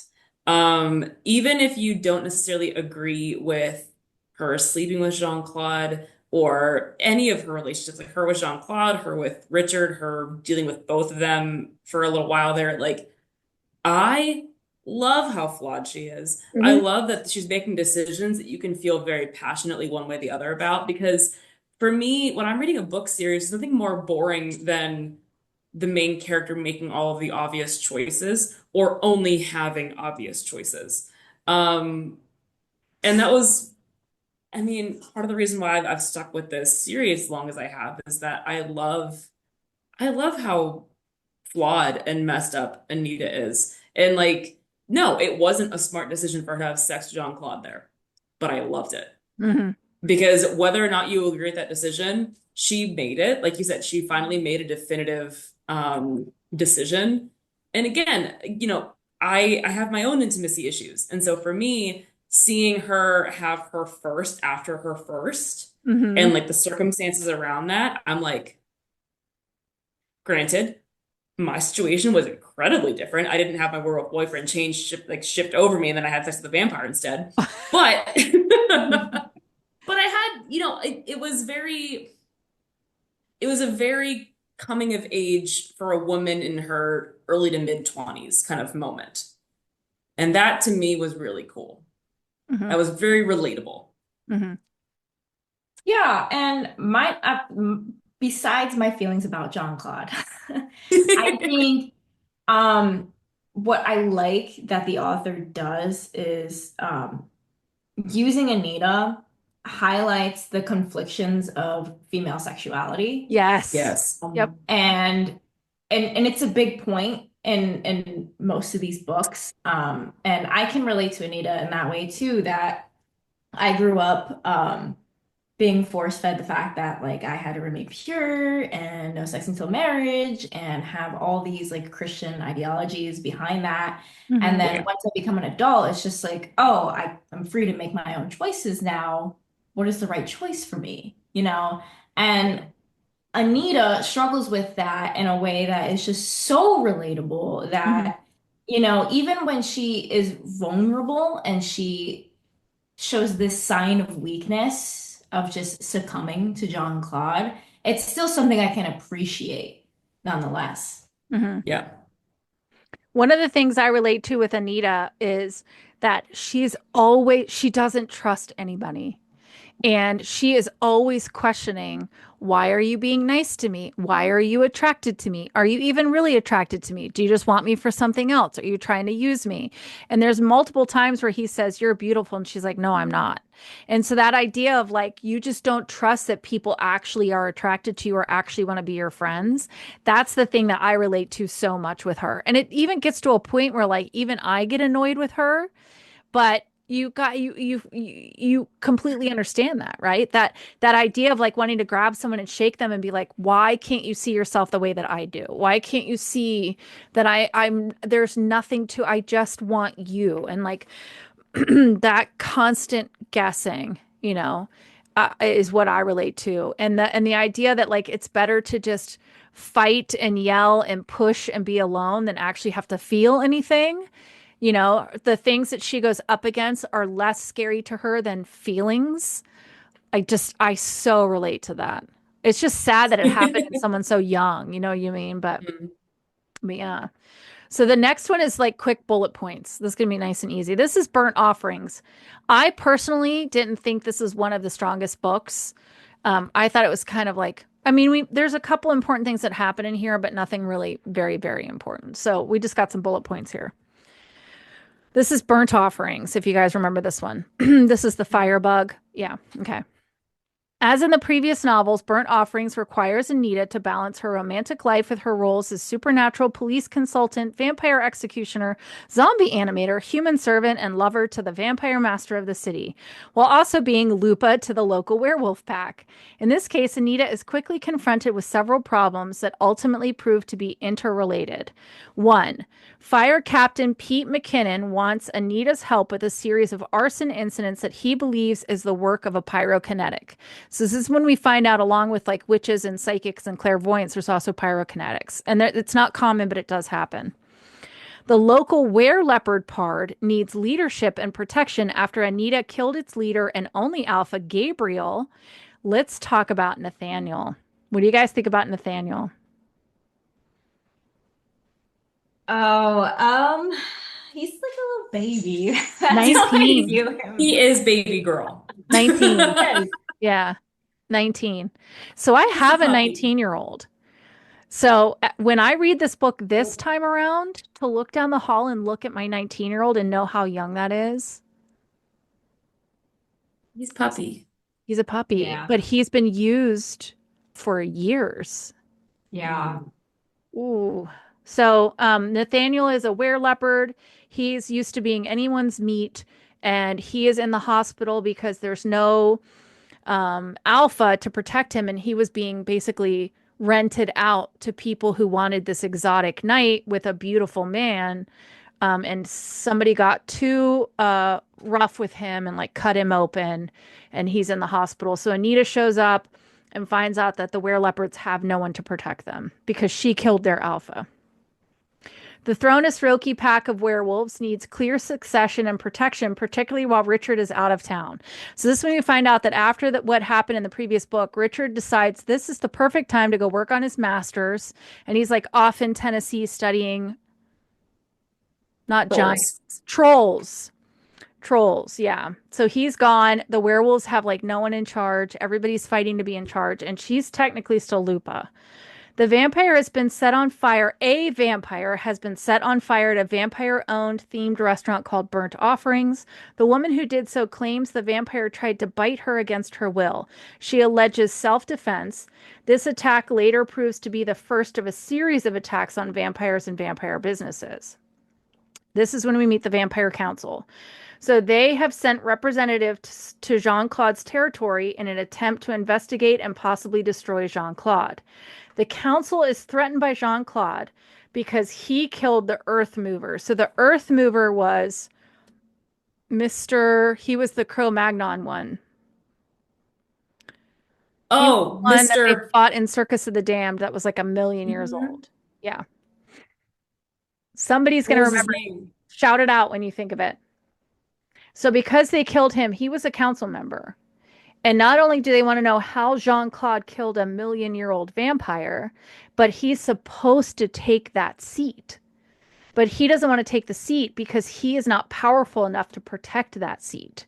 So the council members are in town to figure out why he's refusing to take his seat. And they think it's because he wants to start his own side council. I looked it up. It's Mr. Oliver. Mr. Oliver. Yeah. Who, by the way, I thought was like one of the most ridiculous characters. Because, come on, 1,000,000 years old. Bananas. It's bananas. So here are our council members. We have the Traveler. He can travel his spirit into other vampires, so he can possess their bodies. He's accompanied by Balthazar, his human servant, and has recruited one of Jean-Claude's vampires, Liv, to leave Jean-Claude's service and swear fealty to the Traveler. So she betrays her vampire kind and lets them all into the Circus of the Damned. And somebody is tortured because of that. I don't remember if I wrote it down, but we'll touch on it if I didn't. Then we have the Master of Beasts, who has arrived accompanied by his son Fernando and other members of his triumvirate, which is Gideon and Captain Thomas Carswell. So this is another triumvirate. Belle Morte is not there personally, but she is the top of Jean-Claude's lineage. And she is the one who always finds the most beautiful people to turn. And that's why her line is beautiful. And her representative is Asher. So Asher has come to town to look Jean-Claude in the face and say, like, we're here to destroy you. And also, I've asked to kill your human servant in retaliation to my human servant being killed. And then we have Mortamor, who comes with her vampires, Yvette and Warwick. Anita is forced to put the mysteries aside as she participates in a series of confrontations between Jean-Claude's followers and the council. Ultimately, Anita's combination of loyalty, ruthlessness, and naivete allow her to triumph over each of the delegations. And what they didn't mention, here we go. I didn't. Is because Liv betrayed her other vampires, Raphael is captured and tortured. They skinned him alive. So Anita says, like, you're done. As soon as I get you alone, I'm killing you. And Liv is like, well, you can't do that because the council's going to protect me. You're just like, all right, whatever. The Master of Beasts and Fernando attempt to seize control of as many of the city's lycanthropes as possible, but are ultimately stopped by Anita, Richard, and Raphael. Anita assumes control of the leopard Pard and fully assumes her role as Lupa, rescuing all of the local shapeshifters with Jean-Claude and Richard's help, but not before the Master of Beasts, Fernando, and Liv torture Raphael and Fernando and Liv, and then they assault Sylvie and Vivienne. Anita shares Jean-Claude's love for Asher because she can like sense Jean-Claude's love through their marks. So she can like have his memories and his feelings, and she like uses his French words for Asher, and slowly starts to kind of break Asher down. What they didn't mention in here, and I think is very important, is that part of Asher's torture is that the whole side of his face was burned by holy water. So it's like acid burns on one side, and it goes all the way down.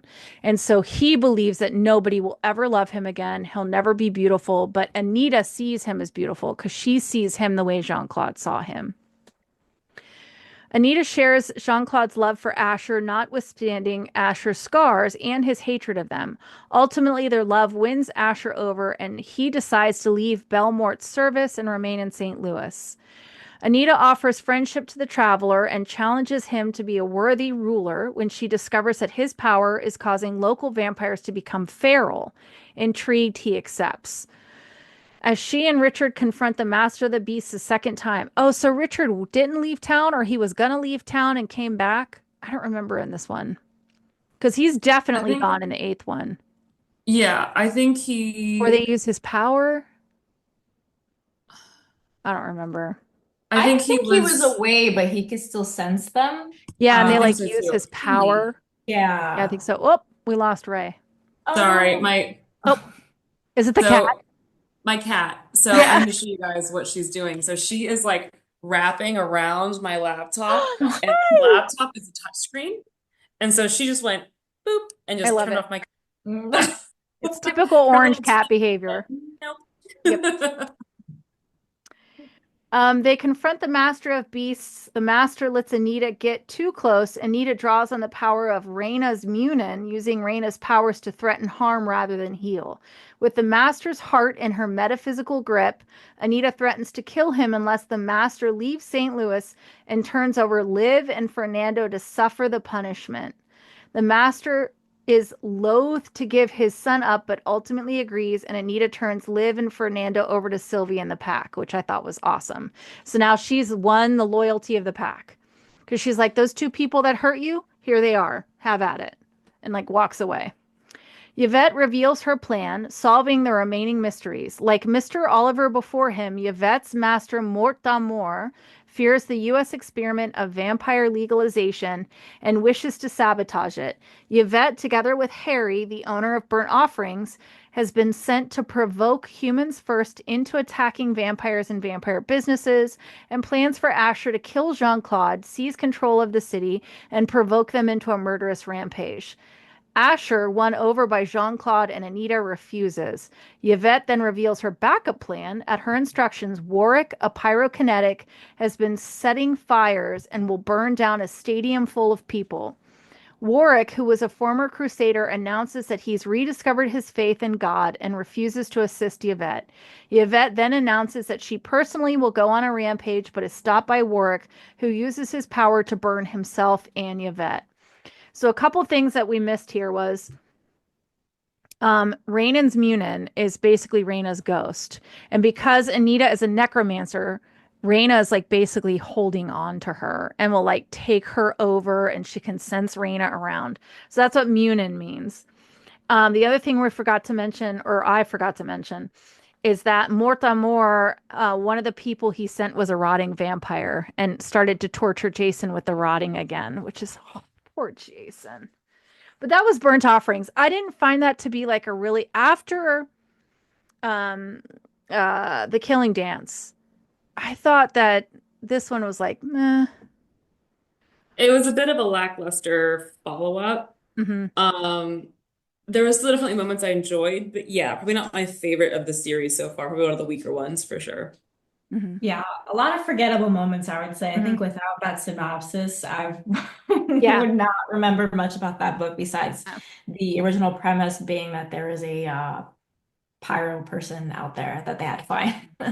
I didn't think it didn't add really to anything except for the introduction of Asher, which is important. Other than that, I would say expanding on Jean-Claude lore, that was probably the most of that book did.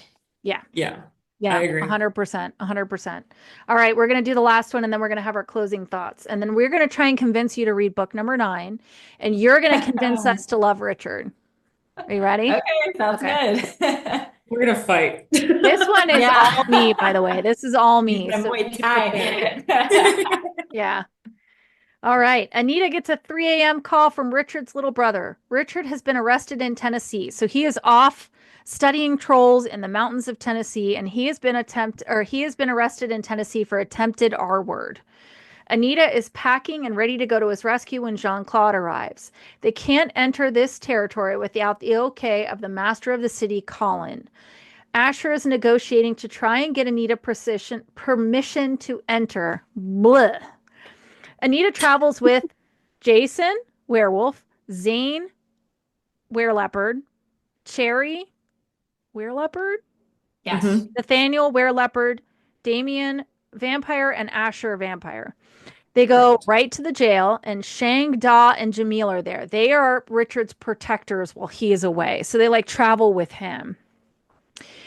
They find out that Richard's been dating around trying to find a new Lupa because he is mad. So mad. I'm so mad.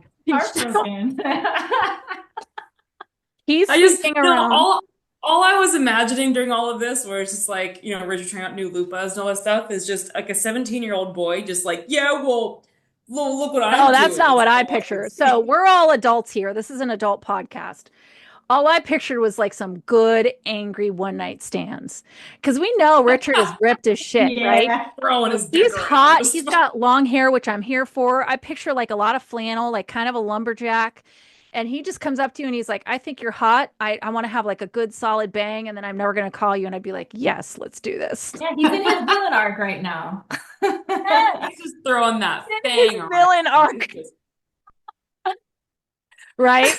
So I'm just like, here's my safe word. Let's do this. I don't love Richard, but I would definitely hook up with him. I'm just saying. So that's what I pictured. But we find out that that is not true because Richard is in his emotions. He can't just have a dirty one-night stand. So we find out that he's like sleeping around, but he won't have intercourse with humans because he's afraid of hurting them. So he's been hooking up with were-ladies and human ladies, but with the human ladies, no intercourse. And he's been accused of the R word by a human lady, Betty. And I picture Betty as like bleach blonde. Lipstick is too red for her. Shirt is too tight. But she's like the hottest girl in her tiny town. So like she's a 10 in that town, but she'd be a 3 in LA, is all I'm saying. Yeah. All right. So this is a small town, and the locals are already trying to take care of Richard themselves. So this group of locals attacks Anita. I'm all here for like mountain. I don't want to be in the actual reality of that, but a story like Wrong Turn, like mountain people with no laws. I'm always here for that. That's a good story. Anita's friend Catherine has recommended a local attorney to help, but of course, Richard is too proud to take help from anyone. This is how you know I wrote this one. They get bail for Richard in time for his family to arrive. Richard's mom confronts the victim in a bar, and Anita has to get her out of there. Later, Richard explains he was studying mountain trolls in the area for his masters, as in masters in biology, not like vampire masters. You have to be clear on this podcast. He and Carrie, another scientist on the excursion, did date, but they aren't anymore. They're just working to protect the trolls, but others are trying to wipe them out. The bad guys have gone so far as to steal goats, dogs, and cats and try and pin the kills on the trolls. He also explains that he and Anita are supposed to meet Vern. Vern is the local Ulfric, and they're supposed to go that night. Jamil teaches Anita formal greetings. Hi, Orange Cat. Hi, buddy. They prepare her to meet the wolves, which is a lot of like rubbing and petting and dog stuff. Nathaniel is brought in and then attacked by local vampires as a punishment for them entering the territory without permission. We find out that Colin can feed off of fear like blood. So that's a new one for this world. So we have vampires that can feed on fear. Poor freaking Nathaniel. Can somebody just keep an eye on him? We need a buddy system for Nathaniel. And they say he smells like vanilla. Nathaniel. He's so soft. He's just baby. Yeah. He's only baby. Baby. One of the rotting vampires has fed off him, and now he's rotting. Asher and Damien can try and take the rot onto themselves, but they may not be able to survive it. We find out that Anita has Jean-Claude's memories of Asher, and she feels a fondness for him because of this. Oh, can we talk about... So, Casey, you're like reading the book like a big girl, right? Because we're doing audiobooks. Yes. Okay. Yes. The audiobooks, I don't know if you remember this, Rae, but do you remember the slurping sounds that they used in the audiobook when the two vampires were trying to feed it was like... It was so gross. I was like, oh, that's so unnecessary. Like, ew, ew, none, ew, no, ew. So gross. It was really so unfortunate audio. Unnecessary, Casey. It was like too much. It was too much. I even wrote in here, talk about the slurping sounds. Asher is not affected, but Damien is. He starts to rot. Now Anita uses her necromancy to save him. And so this is when we find out that Anita's like really coming into this idea and accepting that she is a necromancer. She is not human, quote unquote human. And she's really starting to lean into this now. Now, does Damien know that she called him at this point? I don't think so. Because remember, that's one of the vampires she called while he was sleeping. Oh, no, I think he knows. He knows. Yeah. Dude, how does that even like mess with your head? You're just like, as soon as I go down for 12 hours, this lady can just do whatever she wants with me. Mm-hmm. Something that was never supposed to be real was just an urban legend. Anita can do. Mm-hmm. Yeah. Nathaniel explains that a local werewolf named Mira lured Nathaniel in, had sex with him, tied him up, and then brought in Colin to hurt him. Mira is one of Richard's long list of exes. Vern visits. He asks how Nathaniel and Damien were saved, and Anita explains it. He says he has a Vargamore, which is like a pack medicine woman or medicine man, like pack witch, basically. And explained that they sensed a huge power coming into town, and now he realizes that was Anita. Anita agrees to help Vern with Colin, who he hates. So the head werewolf is like, please help me get rid of this head vampire. He's a dick. We all hate him. She asks for Mira's head in a basket. We find out that Colin is pissed because he thinks Asher is here to take over as master of the city.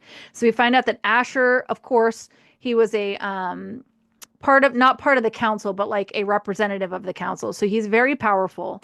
So Colin is like, well, if they're sending Asher in, it's because he's going to take over. And that's why he's all butthurt. They have to prove that that is not true by convincing Colin that Asher is so in love with Anita and Jean-Claude, he would never leave the city. They all go to the Lupinar, which is like the werewolf clearing. Anita can feel all the minion of the pack. They are on this ground. Vern and the Tennessee pack are there, but then so is Colin. A woman approaches Anita, and she's clearly a human servant. Vern hands Anita Mira's head in an actual basket, which was such a good moment. Colin says, give me Asher and Jason, and I'll give you safe passage. Anita says, fuck off. It's not going to happen. Colin's vampires swarm the Lupinar. Anita realizes that the ground has been a site of worship, so she can actually call it as a ring of power, and this fries all the vampires, which is super cool. So remember, she tells Damien and Asher, fly! And then she like lights up the circle, and all the vamps burn. It was very Gandalf. Fly, you fools! Like, Yeah. Very Gandalf. Before there was Gandalf. No. Lord of the Rings is prior, right? way Oh, prior. yeah, way Yeah. Just before it hits, she tells Damien and Asher to fly, and she saves them.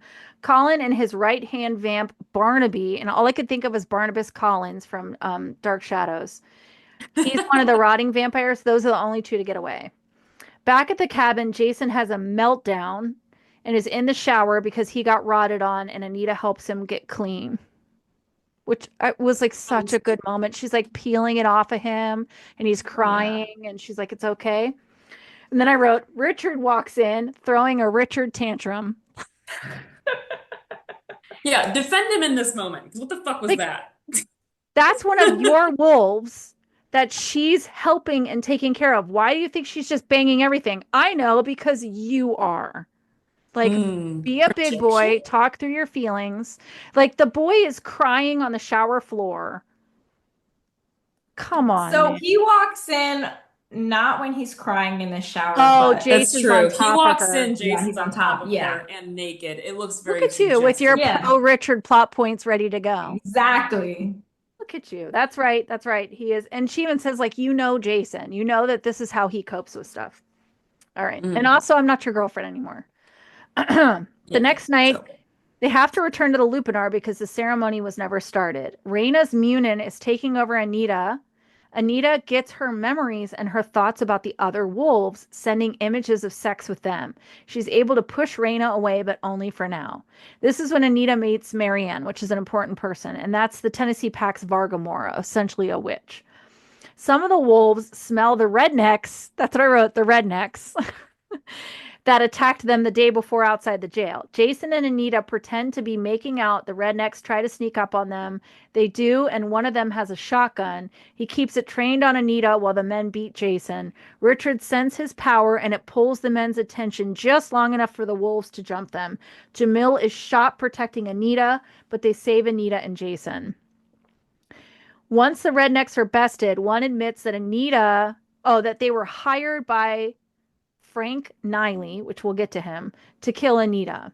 Frank Niley is the man who wants to buy the troll land that Richard and his friend are doing research on. Anita calls power to heal Jamil and Jason, but Raina's Munin takes over, and she calls on an old ritual. So she declares Anita as Fragi. So Fragi means like, I am fair game, and the first man who gets a hold of me gets me. So the rule is the wolves have to chase her, catch her, and then they get her, but they cannot shift. So they have to stay in human form. So the wolves begin to chase her in hopes that they could sleep with her. Anita and Jason race back to the cabin. Richard arrives, and he is the one to have sex with Anita, ending the ritual. What did we think of this scene? Okay, considering that I was so fed up with the amount of just sex in my face, I didn't care. Like that, I really wanted if like Anita is going to have sex with Richard, it definitely should not have been in this moment as like the first time. Yeah. Yes. I thought that was like really lame that she did that. 1,000%. So if we can say that Jean-Claude took advantage of this moment, so did Richard.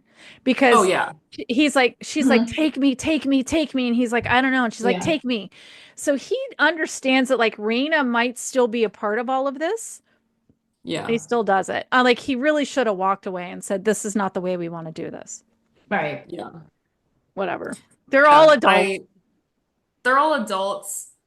And yeah, this is one of those moments where I do wish it wasn't sex that bound the spell. I thought that was a bit much. Yes. Yeah. Because I agree, this is one of Yep. those moments where I was like, really? That's what we're doing? And I understand like the Raina of it all. I get Yes. that. Like Raina is like a fucked up individual and it's either violence or sex for her, and usually those things go together. So violent sex is usually the answer for Raina. Yeah. But yeah, this is one of those moments where like as a major plot point, I was like, meh.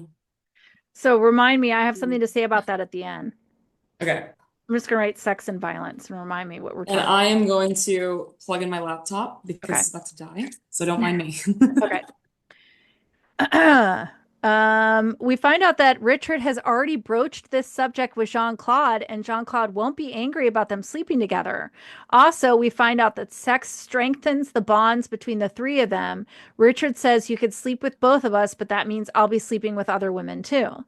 And this is what I mean about they're so messy. All three of them are so messy. Yeah, they have issues. Oh, Anita is called to a crime scene where a woman was supposedly killed by trolls. When she arrives, she realizes it's not trolls. Someone has summoned a demon. The victim is the woman who accused Richard of the R word. Frank Niley asks to meet with Anita. He admits that he killed the woman to frame the trolls in the hopes of getting the land.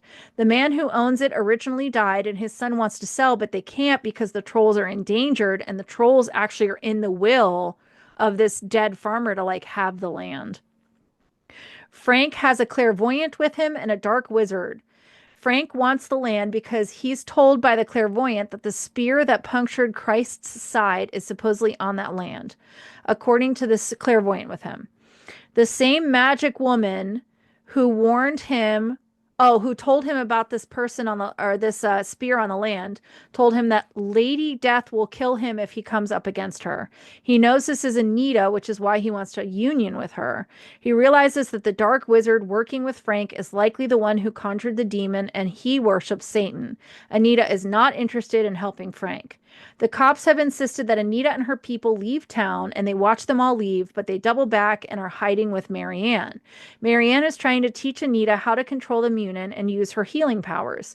She takes Anita to Nathaniel, who was badly hurt, protecting her from the rampaging wolves.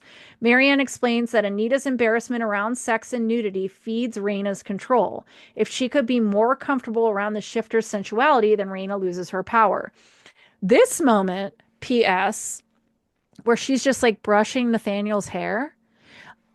I would much rather that than anything else. Like if somebody just Yeah. brushed my hair for me, am Hmm. I right? Yeah, Yeah. Okay, that was it's not such a just good me, right? moment. Okay. It's really intimate and vulnerable, and I loved it. Oh, I'm so gonna pause really quick. I'm gonna pee, and I'll be right I back. see you scooting around. I'm like, I feel like she needs a break. Do you need a break? Just a pee pee break. Casey, do you need a break? Yeah, why not? Okay. We only have one page left and then we have final thoughts. I'm gonna pee. Okay, cool. Oh, I did squats this morning. I can't walk.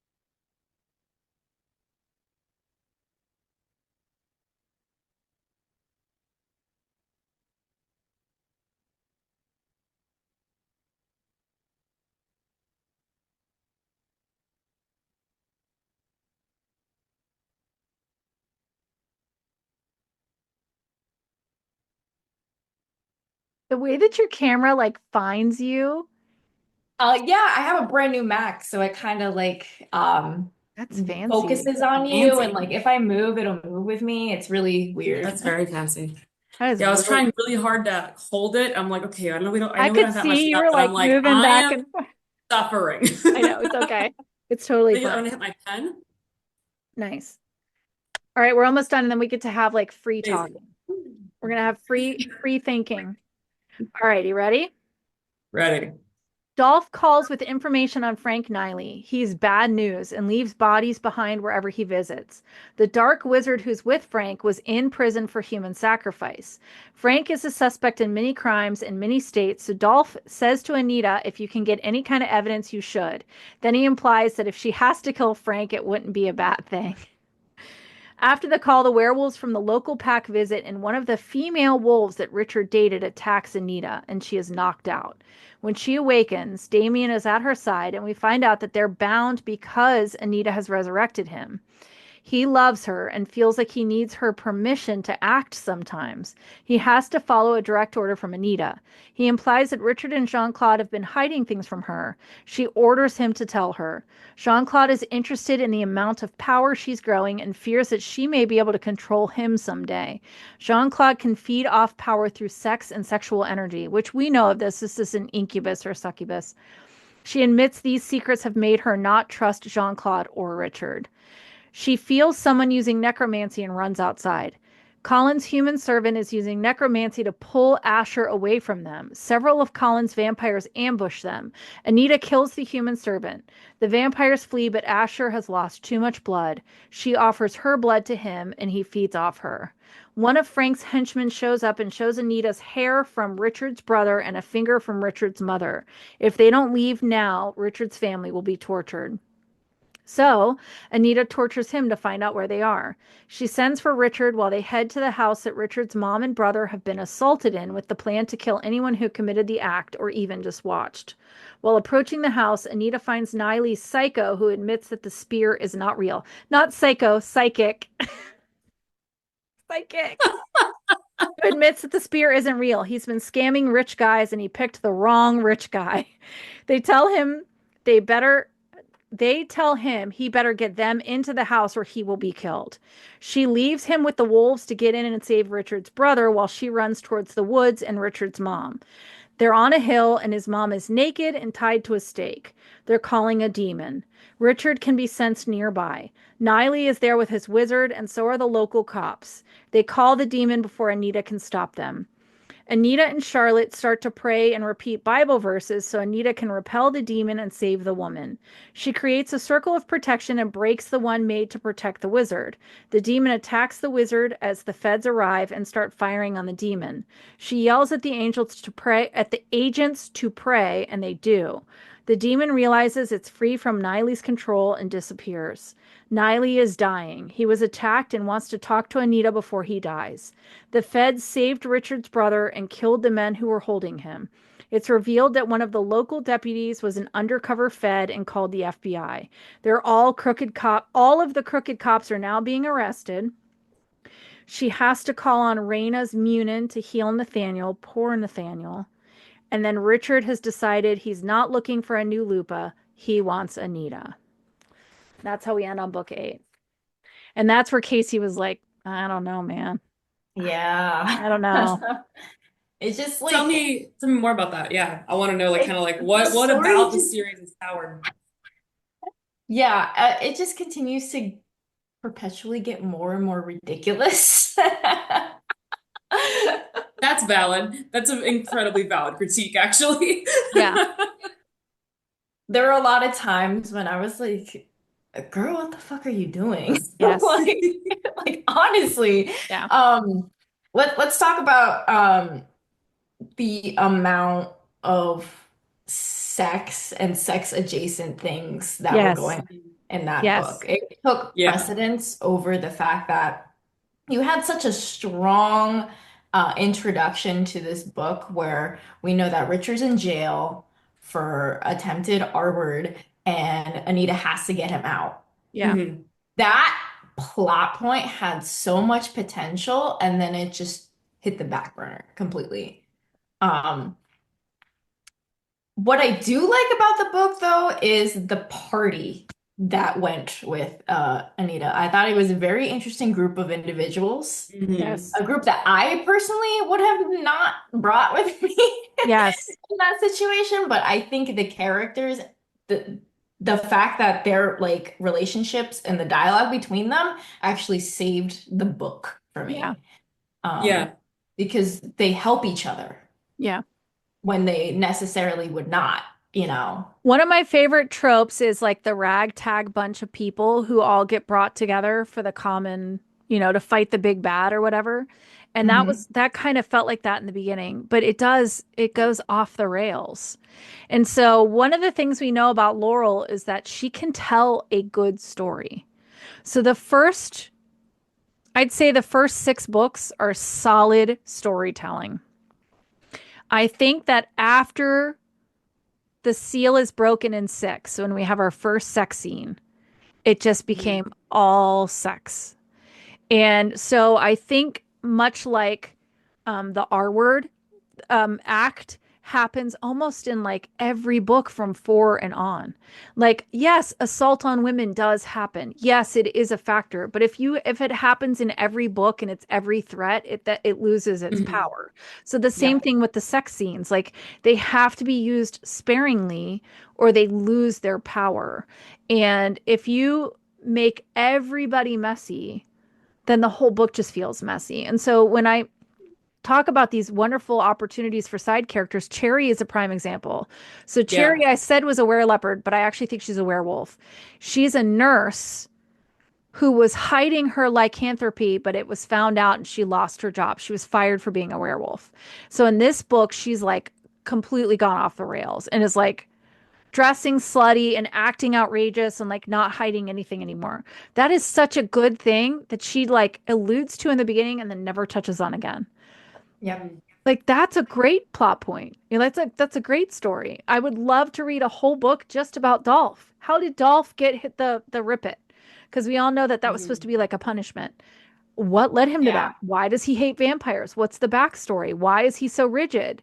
Is it because he played off the book and someone died and so now he doesn't want to play off the book? Like what is happening there? So I think that she's introduced all these opportunities for side characters, side stories, but she just lost it. She's just like lost her whole she lost she forgot that she can tell a story. Right. Do you know what I And mean? again, I was reading the afterwards of Mhm. these books too to get a little bit more insight, maybe why that was the case. Like one of my hypotheses was because now smut was becoming more prevalent, that maybe her editors were pushing that. Um, that and also she talked a lot about her relationship with her ex-husband, how he Mhm. was very like vanilla and like unsupportive of what she Mm. was doing. We And all have those ex-husbands. yeah. Yeah, that's interesting. I didn't know that. Yeah. And she would try to have conversations with him about like what she's researching for these books, and like he was just like completely unenthused, unresponsive about it. And she talked a lot about her own sexuality too, and how like he wasn't fulfilling her needs. Yeah. Which is why I feel like that's why she puts BDSM in the forefront. I low-key think that's So just I her think that you projecting can her touch kink. on that and you can use it, but your Yeah. books shouldn't be so reliant on that that you've Yeah. lost the ability to tell a story. Right. Because the girl Right. can write. She can Mm-hmm. write, Yeah. but I think she lost the plot somewhere. Mm-hmm. But I mean and I agree largely. I think maybe my tiny little bit of devil's advocate here is let's think about the creatures. Yes. Vampires are bloodthirsty lust animals. Hmm. Werewolves are bloodthirsty lust animals. Hmm. So while it is very like violence and sex heavy, so's the like in affliction of 80% of our cast of characters. Correct. So yes, it is very sex heavy, it is very violence heavy, and sometimes that kind of muddles up and makes the story incredibly messy. But I think that's to some extent necessary. I mean, I had a similar critique of when I first watched. I didn't read the books, but I watched True Blood. Hmm. And I'm like, all they do is bite each other and fuck. This is ridiculous. But then thinking back, I'm like, well, yeah, that is largely in like vampire lore. That's how Hmm. vampires are. If you look at all these were creatures, these are high body temperature, bloodthirsty creatures. They are going to reproduce the way animals reproduce. So if they are in heat, they're going to do it. Yeah. And so for me, yes, it is incredibly sex heavy. I do agree that rape, or I'm sorry, R word, Yeah. you can believe, um, R word should I'm not not be. monetized. So the joy of not having enough viewers that I'm not monetized is it doesn't matter. You can't demonetize Please me. It still doesn't believe matter. me though, because you guys are being so good about saying it and I messed it I up. know. It's okay. But yeah, with that being an overarching threat in every single book, yeah, that maybe it's heavy-handed, but I'm listening to this as a woman who's survived SA a couple of times, and I'm Yes. like, yeah, you survive it once, you're Yeah. always afraid of it. Yep. Forever. Forever and ever, Yeah. amen. That is very Like, Yeah. true. so for me, it's like that just kind of reminds us Anita is a 103-pound, 5'3" woman Is that what she in is? a 103 male. pounds. Yes. Yes. Because she makes a comment about being able to bench press 100 pounds. And as a power lifter, I'm like, wow, she can almost bench her body weight. That's actually really strong. Yes. So I Wow. remembered that because I listened to that in the I gym. knew she was small, but I just didn't know she was that small. Petite schmall. And Yeah. she works Yeah. in law enforcement and she works around constant violence. So for her in a male-dominated field as an incredibly petite woman, I would be terrified of that all the time too. And I think that being in the forefront of a lot of the threats she gets is because she is written off as a teeny little woman Yeah. that they can abuse Hmm. and do away with. And she's like, actually, no. And here's why I'm going to kill you.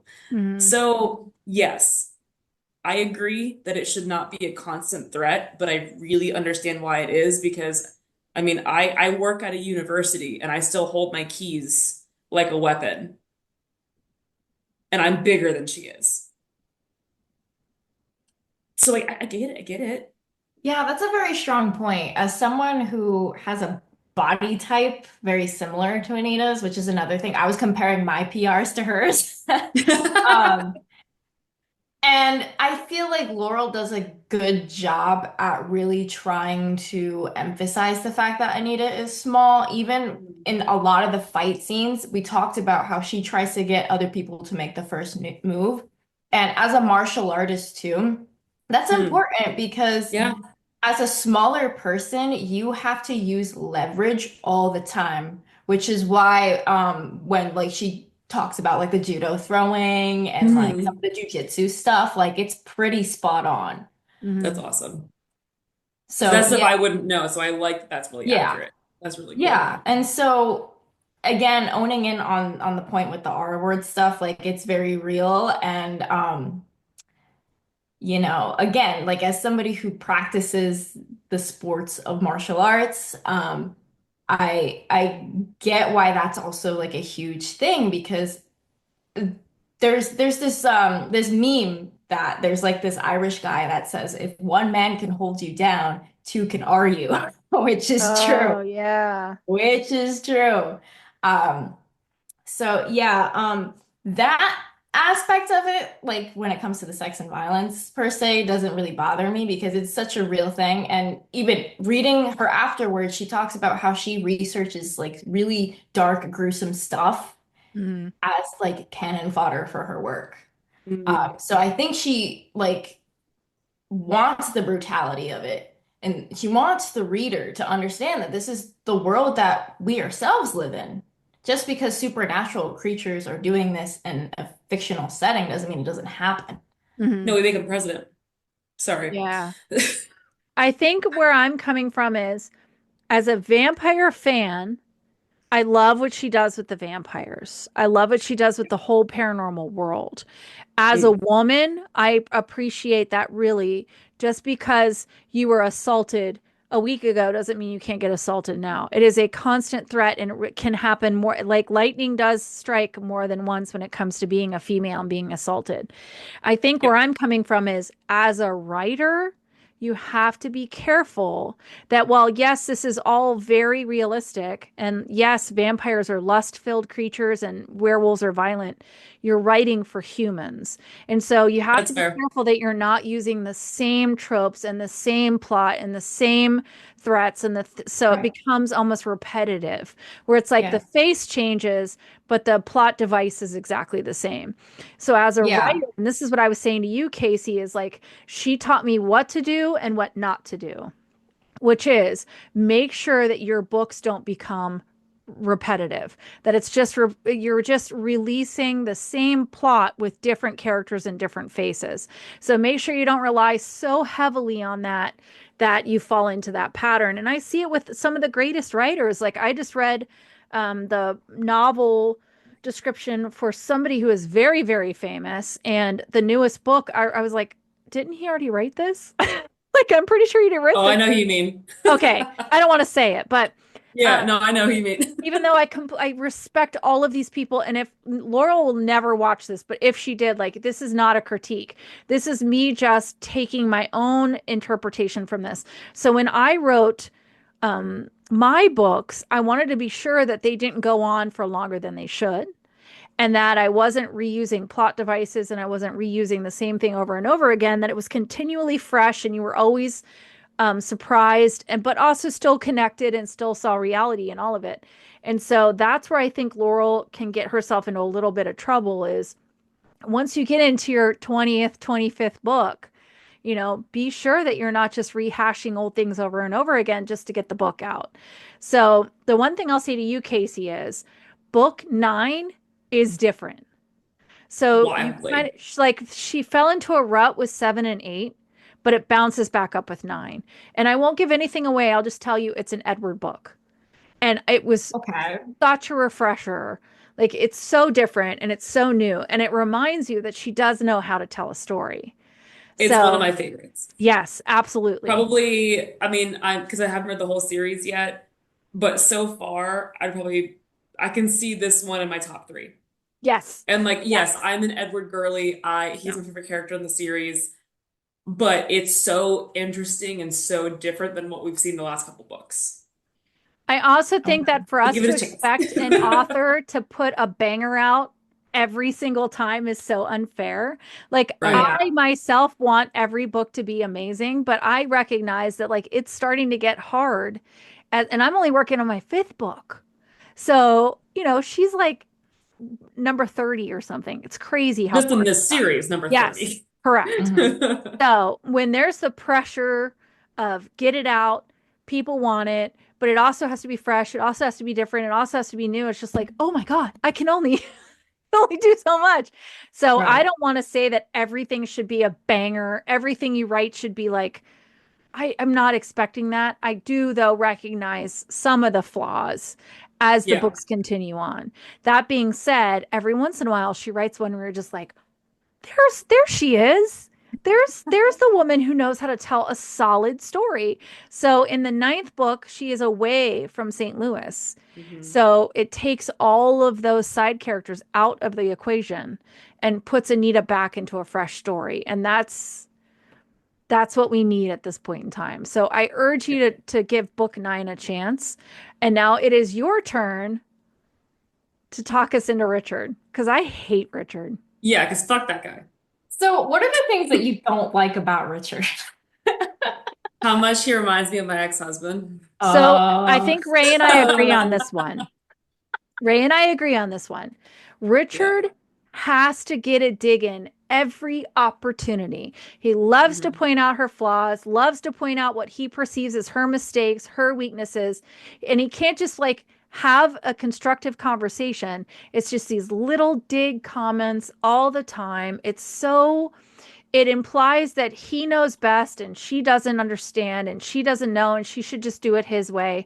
And it might be us like pushing our own relationship issues onto this book, and it might be Kimberly Alexis, because she's so good at narrating Richard that the character just becomes like ooh, ooh, ooh, I'm not tiny. I will knock your ass out. Like, make one more underhanded comment and I will knock you out. So it's that. It's the constantly picking. The constant picking is exhausting. Like, Yeah. if Richard were any better of a man, as soon as Anita fell into Jean-Claude's bathtub, he would have been like, yeah, I don't need that. Bye. But nope, he follows her around and chooses to follow her around, but then just continues to pick at her for what he deems her mistakes. Like, dude, you showed up at my house. That's what I don't like about Richard. Yeah. And I think his other thing too is that he is so obsessed with the idea of his inner beast and his beast being what she can't handle because it's too deep and she just can't understand it. And it's like, no, dude, you got real gross and fucking like human gooed all over her. And it was really traumatic for her because you were on top of her and shapeshifted. And in this universe, that is a gross process. So, and then you ate a guy. So this is where I do want to defend Richard. This is where I'm going to defend Richard. And Casey, this might be one of your arguments. Her thing is like, you need to kill. You need to kill. You have to be strong enough to Yeah. kill. And he's like, this is who I am. This is my morality. And she's like, change that. So he kills. She freaks out. She runs, right? I get that. I understand why she freaked out. He shifted on top of her. Not the best decision. That being said, when she's like, I can't handle who you are, she looks back at him and says, you need to handle the fact that I'm a killer. That's my job. I'm a killer. That's who I am. And I'm like, bitch, wait. Well, then Yeah. you have to accept that he shifted on top of you the same way that you drop bodies literally everywhere you go. Yeah, but when she does it, it's not icky. Is it? I beg to differ. No, it totally is. It totally is. Yeah. No, and I definitely in defense of Richard, I think Yeah. that aspect of it is valid. Again, messy. Yeah, it goes back to every time he can be a dick to her Yeah. because he's mad, he is. And it gets to a point of, yeah, they were both incredibly immature. They both have their shit. Um, I just feel like she tries to get over it and tries to be like, hey, we need to be like functioning adults for a sec. Could you like chill? And he can't. That's what bugs me. All right, Casey, go. Okay. So, yeah, to piggyback off of the whole premise of them not accepting each other for their flaws, I think they are mirrors of each other. 100%. Maybe that's what it is. Which is why I feel like it's one of those like turbulent relationships that like with time and maturity like can get better or it can get worse. Who knows? Um, what I like about Richard is the fact that he brings Anita back down to earth as far as reminding her of what it's like to be a human and live in the human world because in the beginning, you know, like they go on like normal dates and have like this little thing that they do where they watch, I think it's like musicals or something Yeah. like they had like such like a very specific niche that they both liked. And that's a side of Anita that you really don't see because she's like tough girl all the time. Mhm. Got to be on my high horse around these men and these supernatural creatures all the time. And with Richard, you get to see a different side of her that you don't really get to see with Jean-Claude as much. Mm. That's So fair. yeah, that's one of the main things that I do like about him. One, also, I think total superficial. In my mind, he's more attractive than Jean-Claude. I no. No. Yeah. Richard, I would have a He's one night broke stand her. with, but Jean-Claude, I would go back to time and time and time and time again. And so if you've read my book, Soren's physical description is Jean-Claude. Jean-Claude. Okay. He is my perfect. I won't find Sword sexy. Sorry. Oh no. No, Okay. I personally like I don't know, like the thing with Jean-Claude is like he radiates too much feminine energy for me. Oh. Mhm. Maybe that's Um why we like him, Ray. I think it's because we're really bisexual, and Because so we we're really like bisexual. no, So we like a I'm dude that's also kind of a chick sometimes. no, a little I'm bit femmy, very a little. heterosexual. There you go. I love a feminine guy. Like I love a guy that can be masculine when it's necessary, but can be feminine Mhm. at times too. That's why David Bowie in Labyrinth, I think, was like my sexual awakening. Ah. Because I was like, he's so pretty and also so manly, and like I'm so into this. And the crazy thing is it's like when I think of Jean-Claude, I think of Peter Steele. Oh. And I know, like, being in like the goth and metal community, a lot of girls fawn over Peter Steele, but I don't find him attractive. And I think it's just because of the fact that he's just like feminine Mm-mm. looking.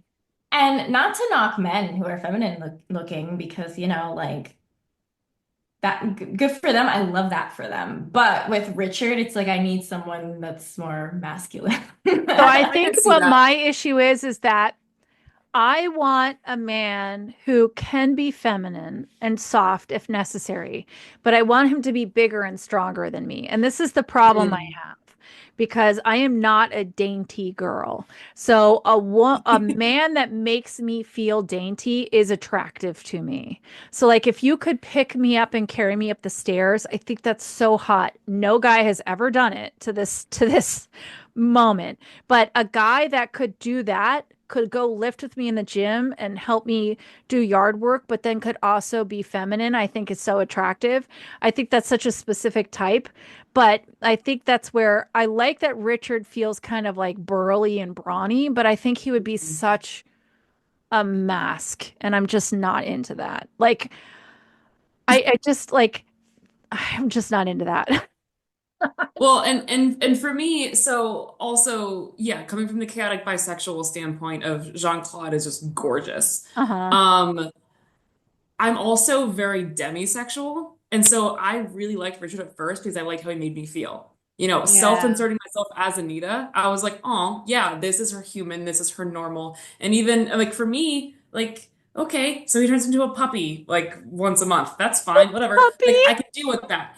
But for me, it was being attracted to both men. I was like, who is being kinder to her emotionally, even Yeah. when they're mad at her? Yeah. And to me, that was still Jean-Claude. And I think for Richard, what really got under my skin more and more was like even with their fights and them both being wrong in all Yeah. situations, I was like, okay, well, when they had a weird like bad disagreement and stuff, he would not, he was relentless with how bitchy he got with her. And for me, that made him infinitely more unattractive to me. Yes, Jean-Claude, also kind of a lying piece of shit. Hmm. So they both have their things that for me to keep me attracted to them is really hard, which is why I really love Edward. Yeah. Right, he's straightforward. Because Edward's I intentions are love so pure.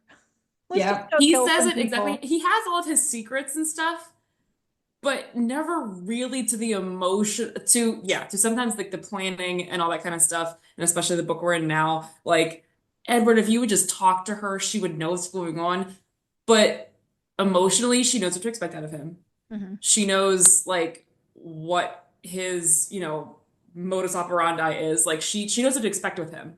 Hmm. With Richard and Jean-Claude, she never knows what to expect. And for me, as a demisexual, that is absolutely terrifying. Yeah. So yeah, I'm attracted to both of them physically, but emotionally, they're both the best. They But are. Jean-Claude to me is just more fun. Richard, I find more bitchy. I think But like I, lo what you I said love is it. we all know people that like became more attractive as we got to know them because personality, or became Yes. less attractive as we got to know them. Like I could think of people very, very physically attractive, but as I got to know them, I was like, ew. Yeah. Yeah. You're Like just you're just not not. pretty to me One of anymore. my favorite phrases, and I think I use it in Bite Shift, is he's just not hot enough to be that big of an asshole. Like it's At the that very big. And beginning of so Bite Shift. yeah, so that's where Jean-Claude becomes more attractive to me.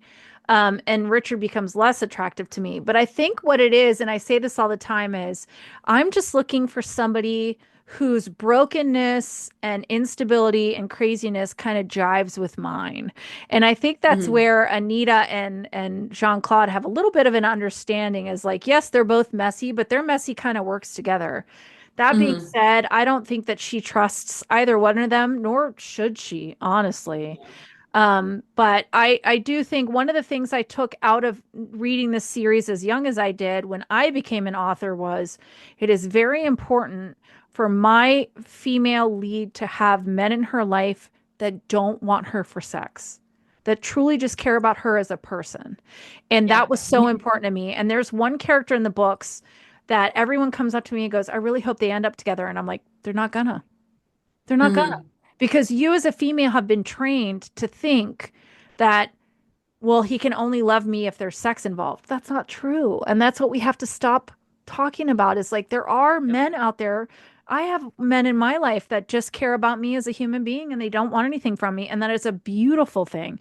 And it took me a Mhm. really long time to trust them. But once I realized that they truly meant it, that is a powerful thing to have in your corner. And more women should look for that. Sex Yeah. is fine. Sex is great. I love sex. It's great. But there should be people in your life that just love you for you and want to protect you and don't want anything from you physically and just love you as a person and a human being. And that's what I took out of these books. Casey, Mhm. I really hope that you give Nine a chance and you'll have to let us I know. implore you. Um, it's 9 p.m., so we really have to wrap this up, but are are you down for coming back in a couple months to talk about 9, 10, 11, and 12? I think personally I have to take a break. That's okay. Mhm. So I Right? don't know if a couple of months is gonna be reasonable enough for me to jump back in. Mhm. Um, but I think after detaching for a little bit, I think I could possibly read nine, Okay. knowing what I That's know fair. that it's about Edward, because Edward is also one of my favorite characters. I would say Edward and Larry, Yes. because they're the We're the most same. honest about just who they are. Yes, we are the same. Yeah. Yeah, totally. What do you think, Ray? Are you going to keep going? Oh yeah, no, Okay. I'm so in. Yeah, drank that Kool-Aid real deep. No, I'm in this. I'm already planning like other Anita looks that I want to do for cosplay and stuff. So Nice. yeah, Okay. no, I'm Perfect. in. All right. So we will plan to do 9, 10, 11, and 12 probably in the new year. Casey, Cool. please feel free to like we have our little group chat now, so let us know when you Mhm. come back. If you come back, Yeah. it's okay. If you don't, that's totally fine. Every Yeah, that's totally books are valid. meant for the people who want to be with them, and nobody's going to force you Mhm. into it. But we're so glad that you joined us tonight because this was so Yeah. much fun. To Yeah, have it an was really opposing thought was And you really brought up fun. really good points too. Like Yeah. I have more Edward sympathy now. So you brought up very good arguments. So I Oh, really yeah, appreciate and you for Richard's that sympathies because too. Like, yeah, yeah. totally. Yeah. Yeah, so we will plan to come back together. Ray, you have to stay in touch with me when you finish Bite Shift so we can talk because I I don't want to will. ruin anything. And I'm then on it, like chapter 50 something. So I'm okay. like I think like two-thirds of the way done. Yeah. And then Because I just did the supply closet scene. So okay, yeah. well, whenever you're ready, I'll send you the next 3 books and you can let me know what you think. Okay. So we'll have a separate Zoom not recorded for you to we can talk about the books and I'll answer whatever Yeah. questions you have as long as you stay under wraps. Don't tell anybody anything. And Okay. then I'm sure we'll all come back together at some point, Casey. Thank Yeah. you. But Thank yeah. you so much for joining. This was so much fun. We really This appreciate is you being here. awesome. Yeah, Yeah. this is And I want to great. look up more about your comics. I'm super interested in that. Yeah. Thank you. Because that's actually how I first became an Anita fan was through the Anita comics that Marvel did. And then, yeah, I need to read those. They're hard but easy to track because you could just buy them on eBay. But right. I just need to commit. Yeah. Ladies, thank you so much for giving me like 2.5 hours of your night. Rae, you've given me like 4.5 hours at this point. I can't thank you enough. I'm so glad we did this. Me too. This is going to have to be 2 parts because no one's going to sit through 4.5 hours of us talking about Anita Blake. So they're getting a bonus episode because our first half was supposed to end the season. So they're getting a bonus episode to round out. And then we'll have to make a plan in the new year to come together and talk about the next 4 books. And in the meantime, let me know when you finish Bite Shift and we'll get on and we'll talk. Yes. And then I'll send you the next ones. And then someday we're going to meet up. I'll come up to you. It's not that big of a deal. And we'll meet up and we'll hang out. Yeah, yours in Pittsburgh. Yep. I need to come back for the Steel City Con anyway. So maybe eventually that'll be on the horizon. But there's some good conventions here in Ohio too. So I go to Nashville like every 2 months, and every time I pass through your city, I'm like, oh, I should have just planned it out better. You can just go get dinner. Yeah, fuck a con. I know. Next time. All right, girls. Thank you so much for your time. You guys are the best. I have the best friends because of this podcast. I'm so lucky. And I will be in touch, and I'll let you know when all of this drops, okay? And go give all your doggies and kitties and animal friends kisses from me. Will do. Yeah. All right, guys. Have a good night. You as well. Bye. Happy holidays.